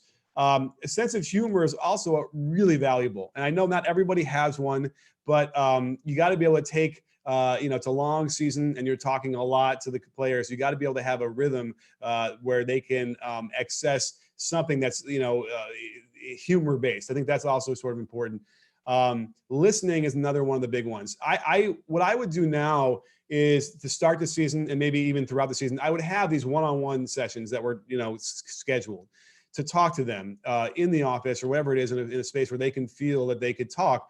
I would even do it, as an example. I'd say, okay, tell me, 2 of your favorite ways to score.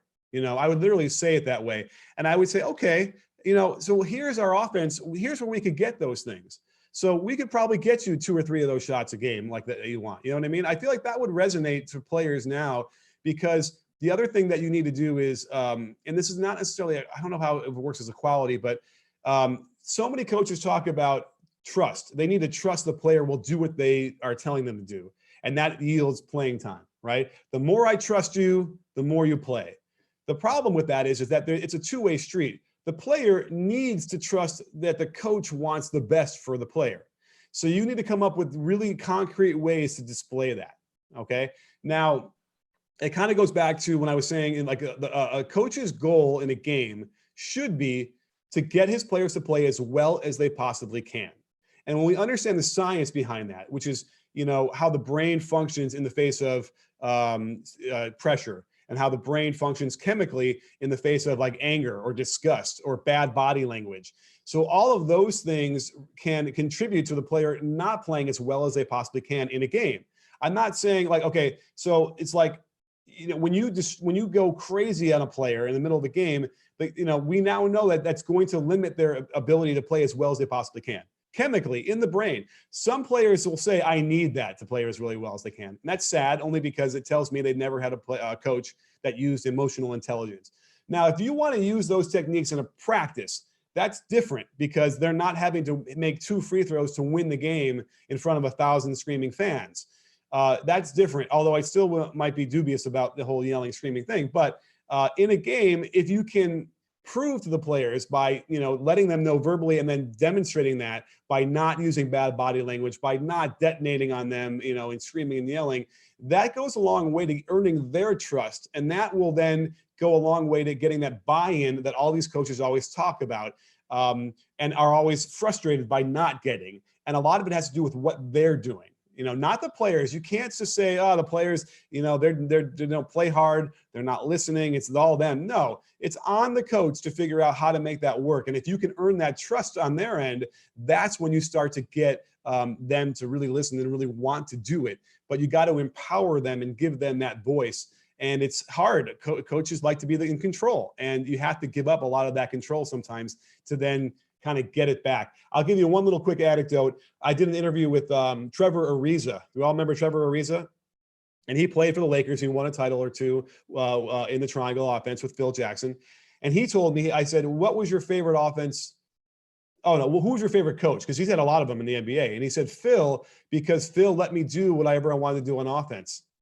And I had to hold in the laugh, because I watched those games. And he didn't get to do whatever he wanted. You can say Kobe got to do whatever he wanted, or Shaq, but not Trevor Ariza.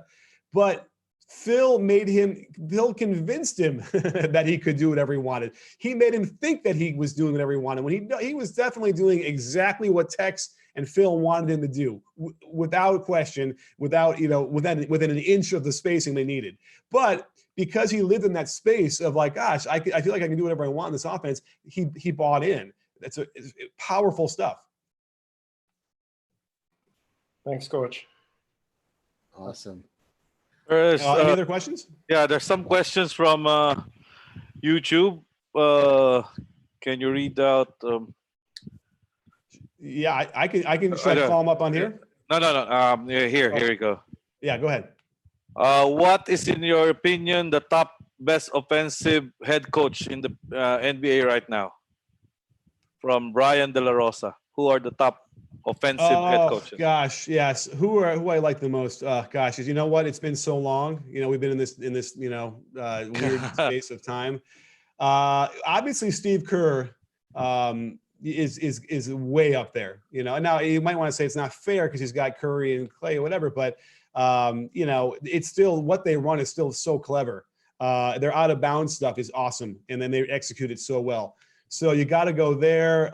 You know, it's funny. The Spurs have lost a little bit of their luster for me. They don't run that clever stuff they used to as much. And I get it. The personality, you got DeRozan and you got Aldridge, so they don't need to, I suppose. Who else? I think Spoelstra does a really nice job.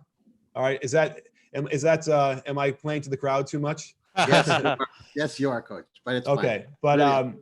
But I went through one of those players. Who did I go through? Maybe he was even watching the shooter on the team now. Who's a tall shooter? Not Tyler Hero, but Duncan Robinson. Duncan Robinson.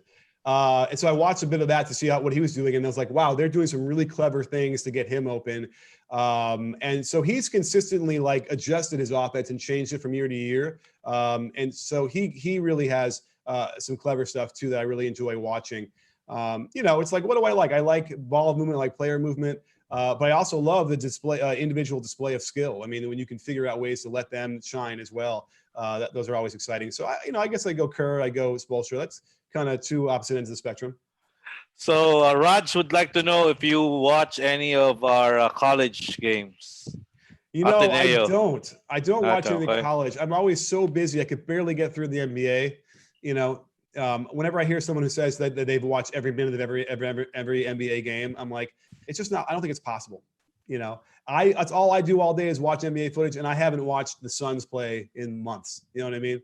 So, but no, I haven't watched college. I hope I'm not missing too much, but it's, you know, if anyone ever sends me anything on Twitter, I'll try and check out the clips really quickly, at least, you know, on a small scale.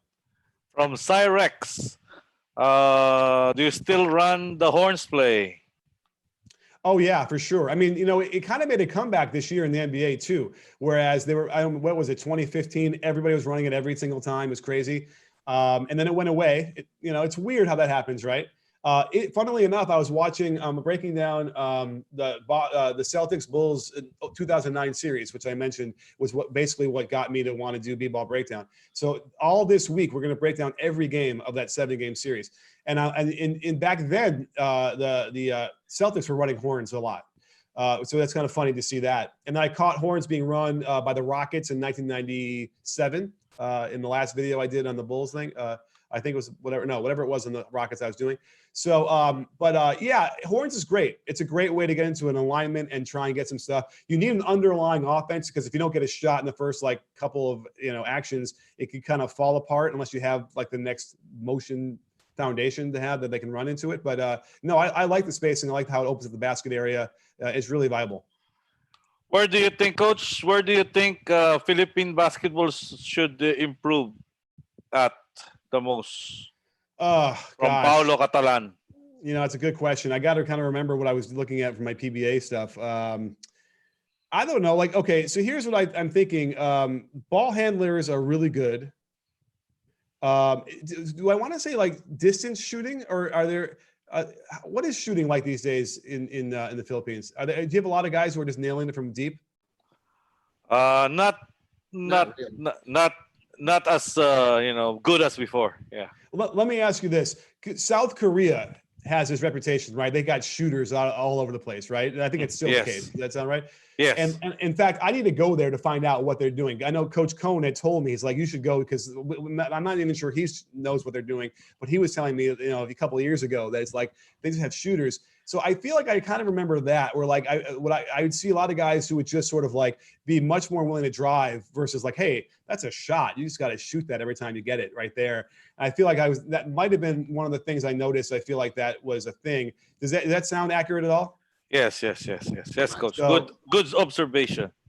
So what you need is to have me come out there and do some clinics and help, because what we've learned about shooting the last even 10 years is it's so much more radically different than how we used to teach it, and the results are just crazy here.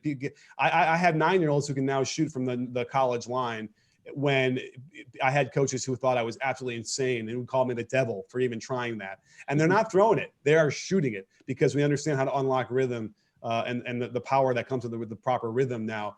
It's powerful stuff, and it's just a question of getting that information out there. Yeah, that's what Raj Cabantuado was asking, if you have any plans of visiting the Philippines, watching the games here, or doing clinics. Maybe we should do that in the future, Coach. If you can help me, please. The logistics are hard. I know how to buy I can get an airplane ticket. I know how to get there. Just don't charge us too high. The charge is too high. Well, listen, we can figure that out as soon as they allow. Actually, I guess they are allowing planes, but once this virus thing kind of settles down, if it ever does, I think it will. Seriously, let's talk about that. I would love to go, and I would love to film it, because I think it'd be a really interesting series of me just sort of being a fish out of water, or walking around, Manila or whatever. Yeah, we can do a clinic with Coach Cone. And by the way, we have talked about that, and I think he's open to it. It would be the high point of my career if I could be near Coach Cone on a basketball court. I'll tell you that right now. All right. So we'll set it up. We'll set it up. A couple of years ago, we had Vance Wahlberg here, and we had Will Boyd a couple of years. So we'll set it up, Coach. Hopefully, we can have you. And absolutely, please. And it sounds like there's enough people who would want to come in the Philippines. For sure. And we had a lot of watchers on YouTube now, watching live, and of course, and following you, of course. And again, we wish that we'll have another session with you, probably talk about another topic before this pandemic is over, or before our quarantine is over. And in behalf of the coaches here, the Coaches Commission, the Coaches Association, would like to thank you for your time. And, we'll be seeing a lot of you in your videos, Coach. Oh, well, listen, I was honored to come on. I'll do it anytime you like. Thank you so much. This is awesome for me. I hope everyone else got something out of this too, because, hey, talking basketball like this with details is exciting to me. So thank you so much for having me on. And I got to say, Puso. Thank you so much, Coach. And even Doc Teddy is telling me that he learned a lot, and he can already follow with what you are diagramming. Oh, awesome. Good stuff. All right. Well, listen, and we'll do it again. Coach, yes. Tapes, you can make that into a podcast. Say it again. You can make that into a podcast. Oh, yeah, for sure. Yeah. Right. Thank you, Coach Nick. And stand by, coaches. Again, we'll have a little auction if you still want it for our frontliners. We had a little auction right before Coach Nick was on live with us. And again, we'd like to thank Coach for spending his time with us. And Coach, thank you. Thank you, Coach. Thank Nick. you. Thanks, Coach. All right, coaches, if you want to do this, we still have a lot of we still got some books and some boards to give away. Here we go. Are we game, Coach? Are we game? I just found out that I have a brand new molten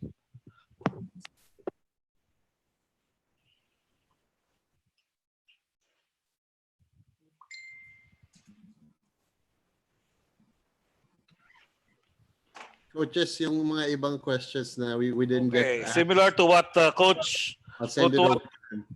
What Teddy won, but this is mine, and I just found out I have it. So here, brand new, molten. That looks something that's about to be mine. That's what it looks. There you go. Or so, mine. but it's only there's only five or six magnets. Okay, I don't usually use magnets because I'm more of a pen guy, but this is brand new. It's brand new. Okay, so starting bid at 500. Brand new molten. Brand new. All right. Okay, so 600. Oh, 600. Oh, John John was John 6. Rodmark. Aha. Tell daw sa magnet mo yung ano, Emerito. Rod Mark, you have to do better than 600 kasi John bidded 600 first.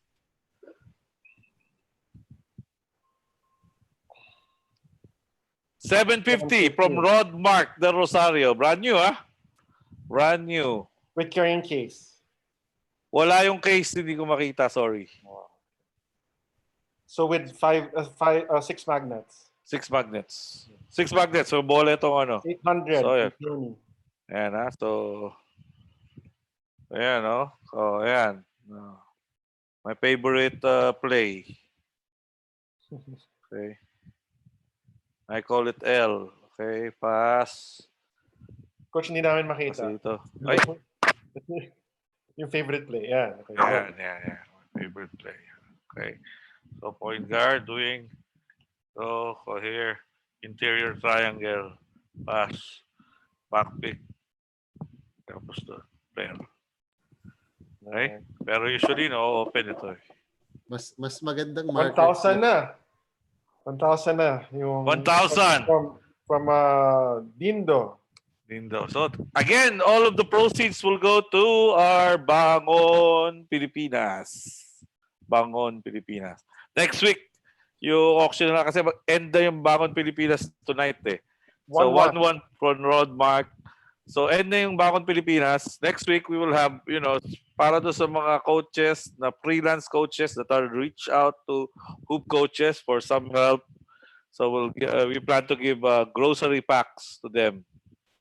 So, kasi yung mga freelance coaches na hindi nakakapagtrabaho dahil bawal. So, and wala naman silang team that gives them, ano. So, you know. So, 1-1, Rod Mark.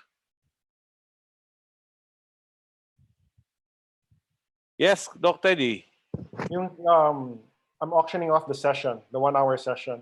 For the Yun, ha? coaches. 1-hour session, 2,500 worth. Kay Doc Teddy, online one-on-one session kasama sa auction. We'll go to the freelance coaches. Yeah. So if you want a session, or you can pass the session to someone else, di ba, Doc? Right. You can gift it to somebody else. Yeah. 1-2. Dindo Patricio. 1-250. Rod Mark. That's home. Let's mag-ano na ako ng shot clock, ha? 1-250 from Rod Mark. Oh, sorry, Vincent. Sorry, Vic Domingo. Sorry, Vic Domingo. Vincent Galniello. You got outbidded. 1-3, John. Molina. Don't forget the magnets daw. 1-350, Rod Mark. Okay, so last 2 minutes. So 1-350. Wow, good. 1-5 from Dindo. That's a brand new board. Brand new. John Paulo, you have to increase your bid. Dindo. Mag-stopwatch na ako, ha? Yeah. Dapat timer pala. So mahilig tayo sa ano eh. Siyempre, sa last 2 minutes kasi. Laging last 2 minutes yung ano eh. Galing ni Coach. Magaling siya mag-breakdown kasi breakdown talaga eh. And I think he can talk for more than 2 hours. Kaya niya. We will definitely invite him for another session. So I was very impressed. Sure. yeah. And I think the beginner coaches will appreciate talaga kasi ano siya. Okay, guys. 90 seconds. 1 minute, 20. Yan ha. Dindo is the highest price so far, 1-5. Color review natin. Yun. 1-550, Rod Mark.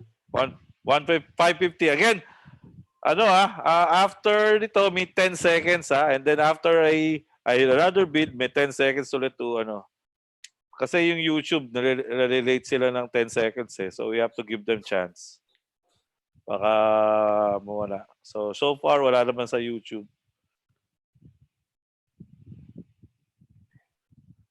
Okay. Last 40 seconds. Plus the 10 seconds. 1-8. 1-8. Dindo. Brand Again, new it's ball.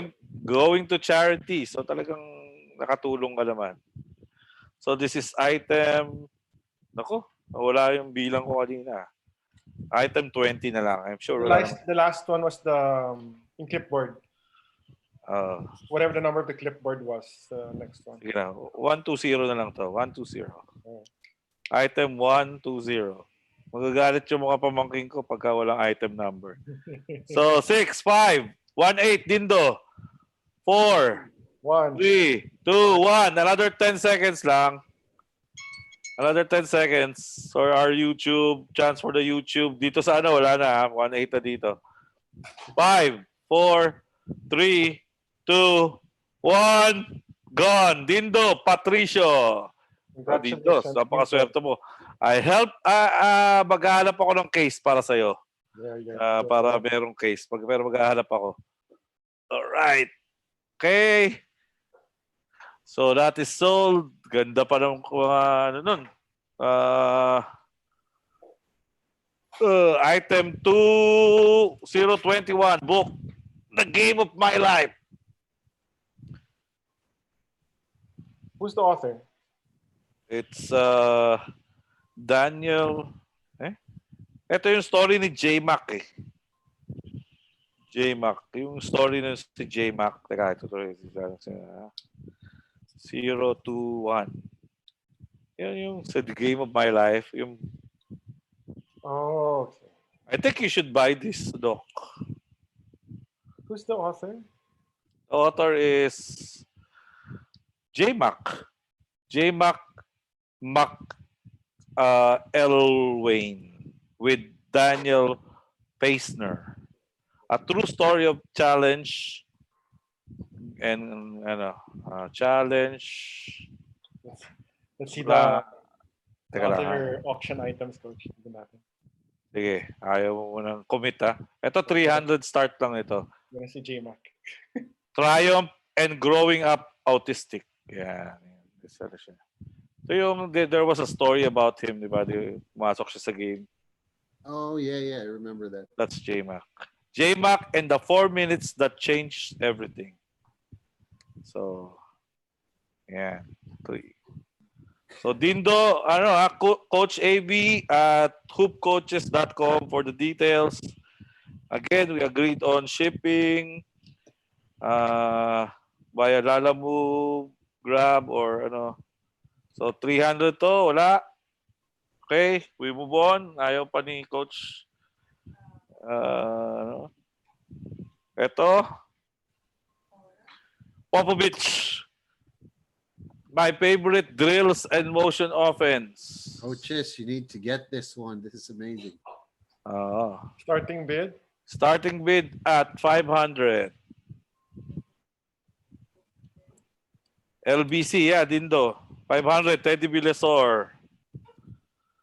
You're into DVDs, Teddy, yeah? So far, you've won. 600, Spencer Cueto. I just played it kanina. It's working. Johnny.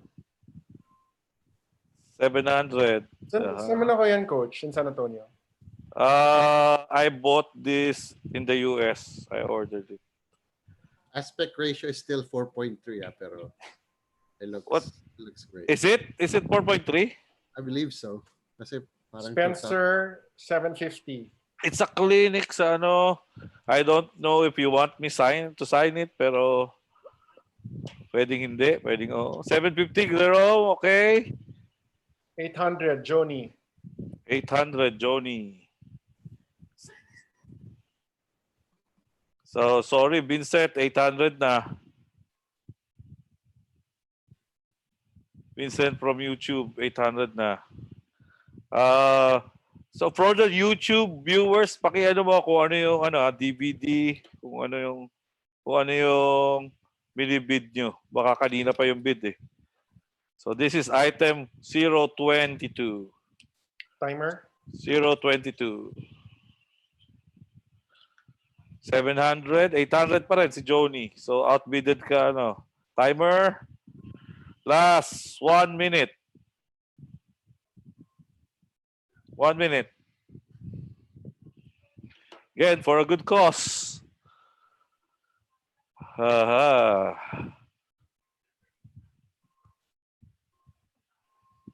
Okay. 800 for a good cause.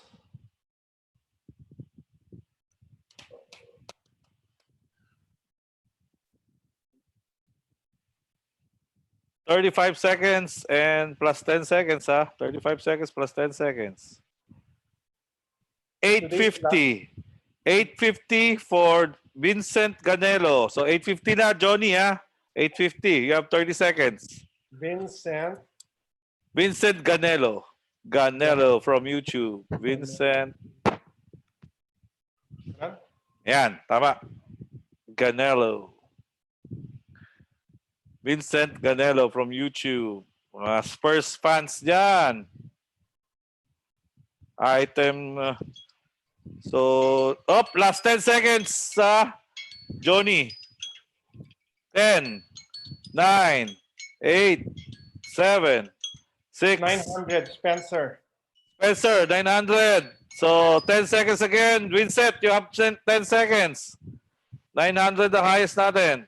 Guys, you have to go higher. Either Joni or Spencer. You're both 900. Nauna si Joni. So, si Joni. Spencer, you have to go higher.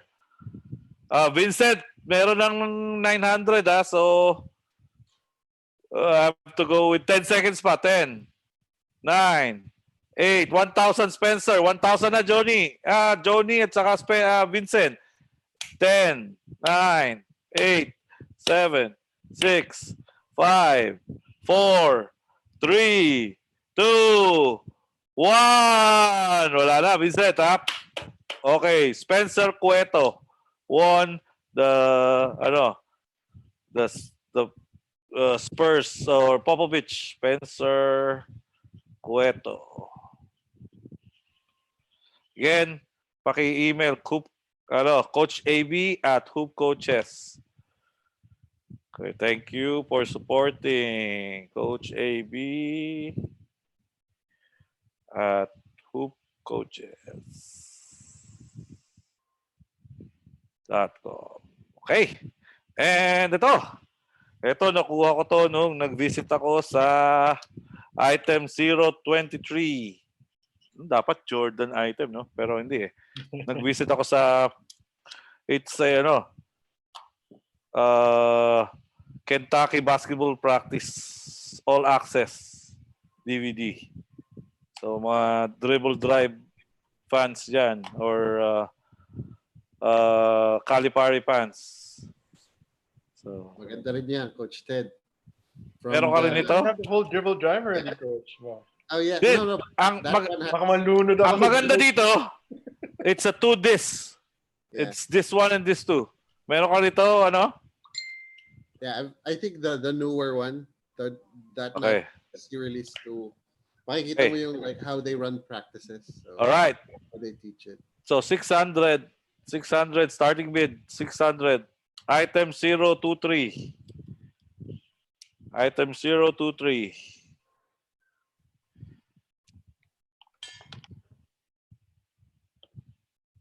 $700 for Rodmark Del Rosario. Thank you, Rodmark, for supporting.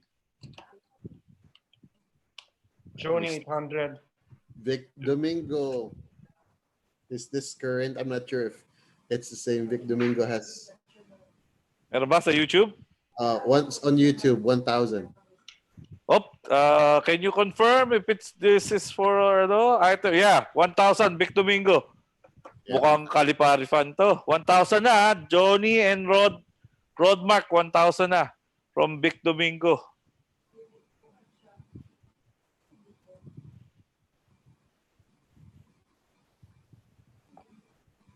Again, this is our last day of auction for our frontliners. Next week will be for our fellow coaches naman.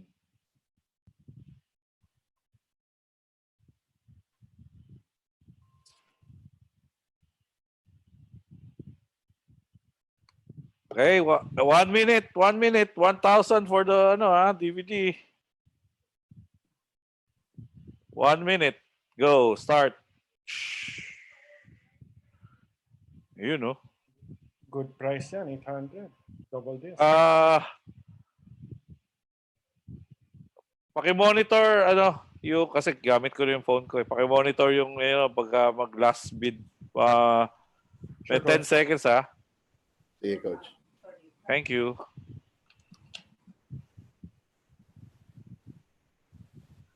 Ayaw to. Dapat meron akong stand. Ayan, yun. For the attendees, also visit the Hoop Coaches International page and kindly fill out the Google Forms for my talk on the 14th. Yeah, 10 p.m. It will be an international yun. Can't wait. So, 2, 1. Okay. Wala na sa YouTube humabol. So, panalo si anong name?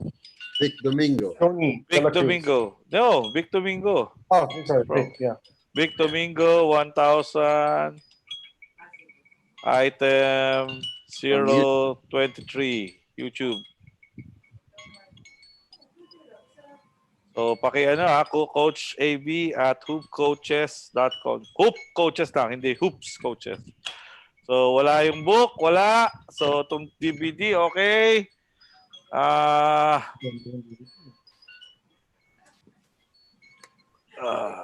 Kanina kasi, tayo ng konti, hindi, meron mga iba pang books na natira. So, ito. Item 015, Coaching Basketball Successfully. John Wooden forward. And is it a Krause book? It's Morgan Wooten book. Wooten. Morgan Wooten book. Yeah, Wooten's a good coach. So, starting bid at 300.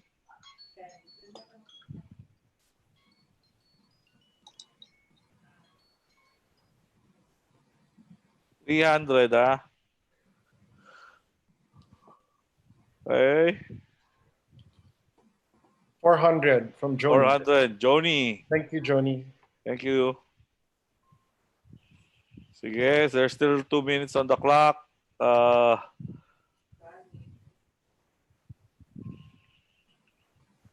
Kasama natin dito ang aking pamangkin, Julius. May size pa ba daw na 11? Wala na, sorry. John Vincent. Wala. Pero baka meron pang coming for next week. Yeah. Para ito sa mga Tapos yung board ni Coach Tim. Board ni Coach Tim, board ni Coach Shot, board ni Coach Luigi Trillo, si board ni Coach Aloy Garcia, Yeng Giao, okay, pati si... And the boxing glove of Manny Pacquiao. Yes, yung boxing glove ni Manny Pacquiao, that's the ultimate. Signed boxing glove. So sasabay ko na yung ibang books habang So far 400, complete conditioning. 300, item 011. Forward by Patrick Ewing. So yan And then great basketball plays. 300 din. Okay. So far walang Joni 400. Wala sa YouTube. Last 30 seconds. Pat Riley meron din tayo. The winner within. First book is Pat Riley. Okay, 300 din 300. And First then the Ateneo, may mga Ateneo fans diyan. Ateneo copy table book. Time's up. Okay. Jody, you won the book. Congratulations. Congratulations. Ito yung 5 feet ng Ateneo with Coach Norman Black. Yeah. He signed it. Wala. This is from Coach Yeah. So, 300 din. So, Johnny, you won that. 400 yung... Which book's that? The Coaching Basketball. So, The this one is of Wooten. Johnny De La Cruz.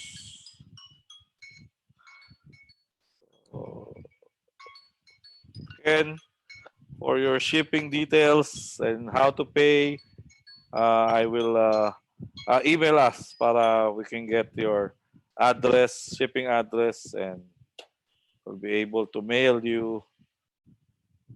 Just give us time because of the ECQ.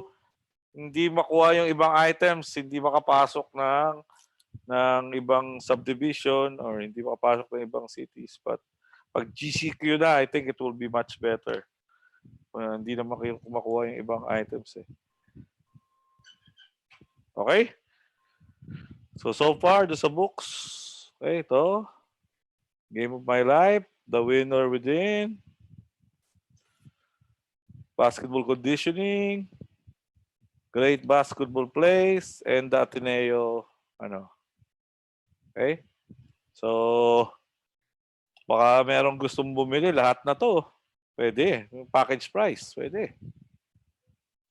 Yeah. Just offer. Diba? Kasi it's going to charity anyway, so. Yan.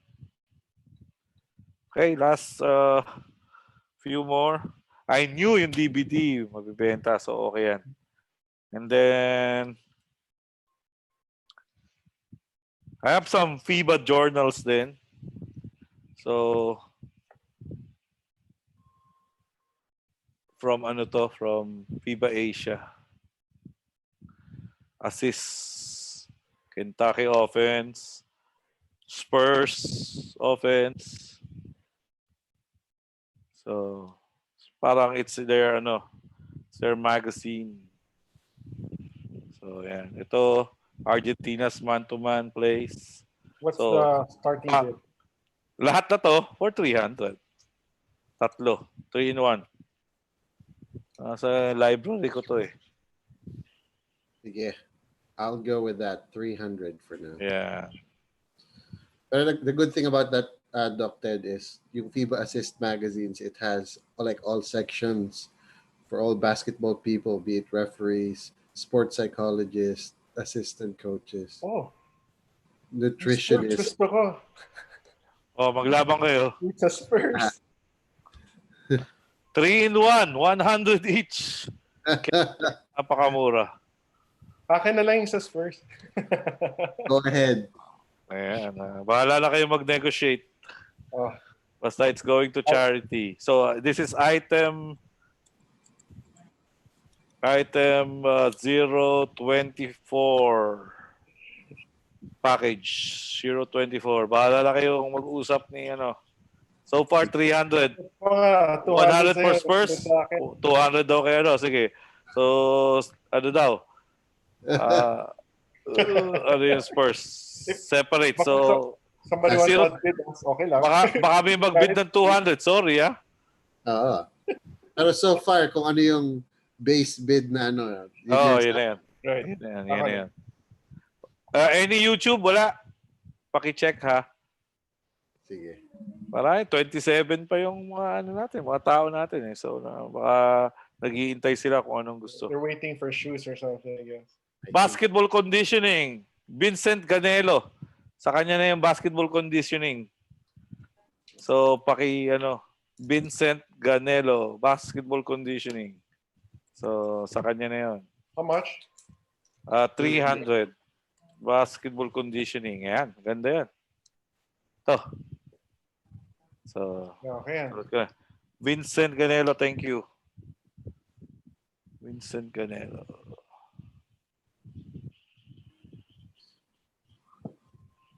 Vincent Ganelo also wants the Pat Riley book for 300 if someone wants to counter. Alin? Yung Pat Riley? Winner within. Sa kanya na rin ba? For 300. Wala pa naman nag-bid na iba eh. Wala pa, okay. Patingin daw ng Pat Riley. Pat Riley. Mukhang Pat Riley tong si ano ah. Oh, Julius, Pat Riley. Baka favorite mo yan. Lakers yan. Lebron ka eh. Naging Lakers naman si Pat Riley. Tapos naging Miami Heat. Oh. I think nung sinulat niya, Lakers coach pa. Lakers pa siya. Lakers pa siya. Ayan. So, kay Vincent din? Yep. Gusto yun, ano yun? Favorable yun kasi isang shipping na lang. Oh, so, unless, 10 seconds dito, 10, 9, 8, 7, 6, 5, Julius, 4, 3, gusto ko rin basketball conditioning. So, big. Wala na eh. Na-close ko na yung basketball conditioning. Sorry Na-close ko na kanina eh. So, kay Vincent ka na, sa iba na lang eh. Hanap tayo ng iba. Vincent. So, close na rin to. Okay. So, ano na to? Great basketball plays. Etong FIBA assist, bahala na kayo okay na kayo nito So sa inyo Okay na to So Doc and Bong. Lalagay ko na sa shoes ni Bong to. Lalagay ko na sa sower. Naka-ready na yung mo eh. Andito na sa tabi ko Ayan na, pati yung pati itong season on the brink. Yes. Ayan, maganda yan. Hindi mo pa nabasa yan? Di pa. Ay, nako. That's the Ay, nako. Eto, pinag-iisipan ko pa, coaches, pero next week na. Wow! Pinag-iisipan ko pa. Yan. Pinag-iisipan ko pa. Next week, para sa mga coaches. So, baka I might, pero, to eh. Nasa bag ko lagi ito eh. So, yeah, that's a nice one, coach. this is good. Well, pagka yung wala kang masabi sa huddle mo, o sa sa pregame. Bullets. Pag wala kang masabi sa pregame, basa ka lang nito. Medyo ka na. Manonood ka lang. May bala ka na. May bala ka lang masasabi. Pero I recommend that book. Okay, we have The Game of My Life and this one, Game of My Life and si Doc Teddy, dapat basahin mo tong Game of My Life. 300. Okay. Saka ito. And the Ateneo. Walang Atenista dito. Or meron na kayo? Drive for 5 ba to? Coffee table. The Winner Within. $300. Oh, ano yun? Vincent Ganelo. Hindi. The Winner Within. Hindi yun ang panalo niya. Oh, he didn't win that? No. He won the He won the conditioning and the Pat Riley. Who won the winner within? Wala pa. Okay. Ikaw nga mananalo nun. Nako. Hindi ako. I have that book na. You have pala. Yeah. So I Okay. didn't get on it. Okay. Wala na. Yung iba kasi hindi pa nakakarating. Hirap ng Pero we still have okay.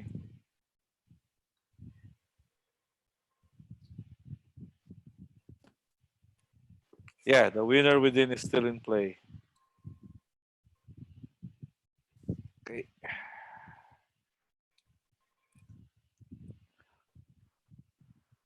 How much for the Ateneo book? 300 Ateneo book. Buy one, take one, plus the magazine. Oh, the Ateneo book will have the coffee table book and then a magazine. Bago Slam. pa. Bago. Slam U issue. The sneakers. Road nila daw. Road to Reload.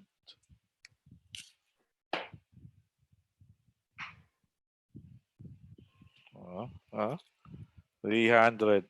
Can't get this anywhere anymore. Sold out na yan. Oh, Okay, Vic Domingo. 300. Vic Domingo, unless meron magano at like 10 seconds. Vic Domingo for this limited edition. Item 025. Sorry. Excuse me. 025. 10, 9, 8, 7, 6, 5, 4, 3, 2, 1. Vic Domingo, congratulations. And thank you for supporting our fundraiser. Okay. So, okay.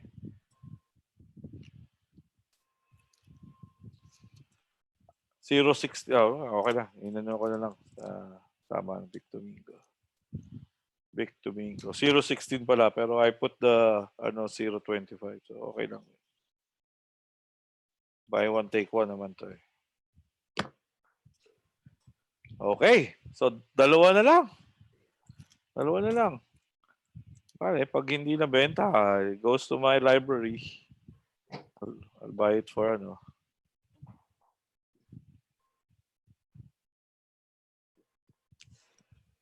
Okay.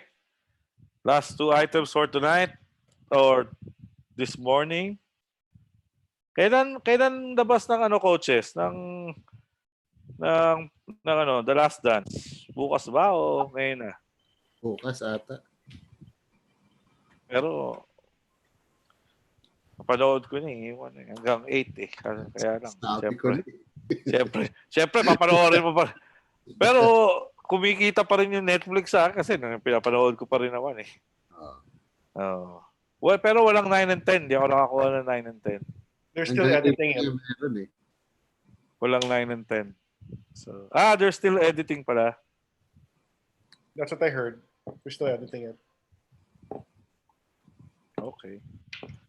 So, last two books for tonight, unless I find something here na nakakalat sa akin. Did you guys know that they didn't film in Jordan's house? That's the house of like 3 people who live like in this area.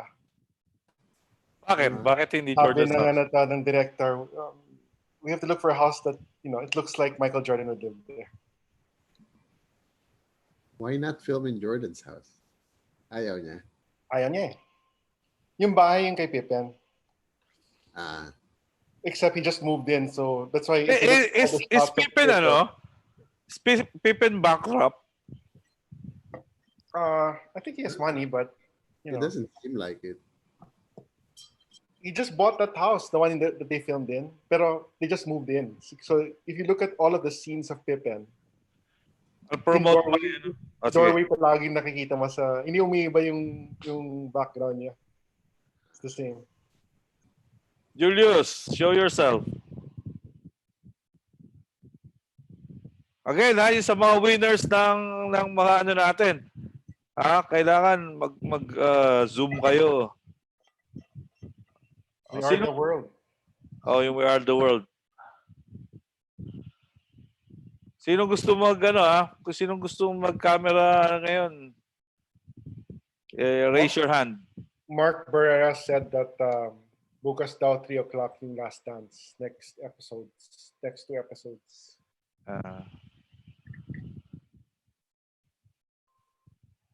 May business daw si Pippen.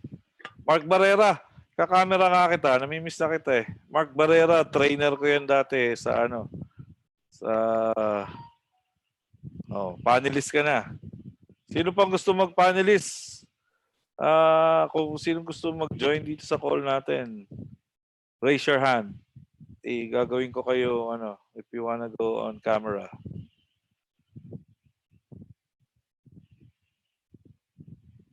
Julius, wala kang camera eh. Ian. Tulog na yata si Ian. Ayaw mag-camera ng Julius. Mukhang naka-bold.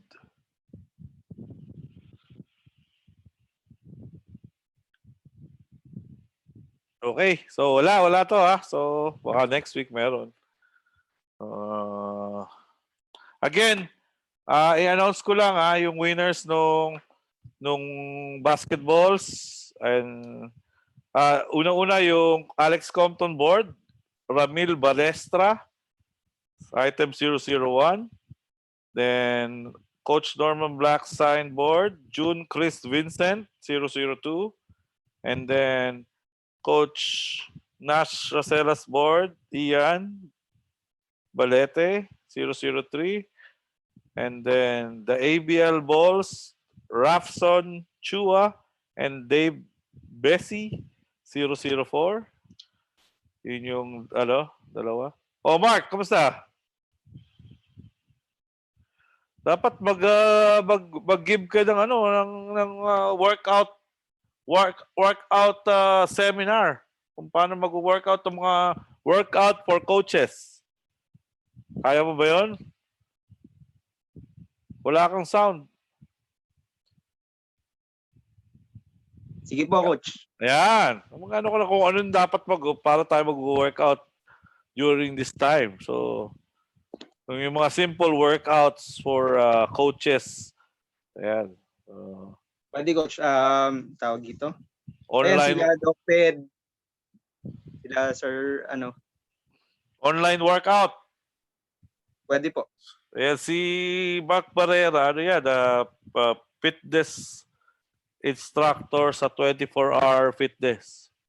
Tama? Anytime Fitness po. Anytime fitness. Hindi pala 24. Kamali pa. Baka mag-donate sa atin yung Anytime Fitness, ha?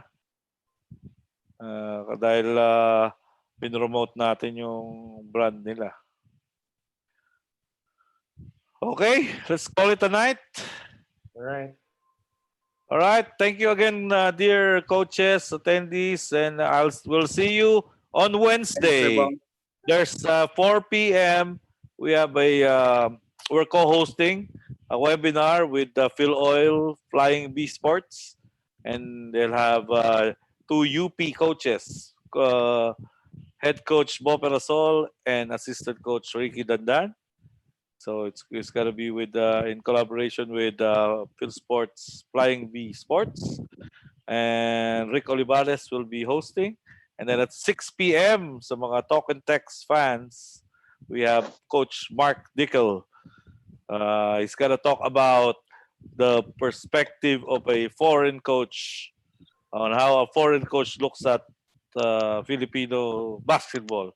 So be ready for your controversial questions.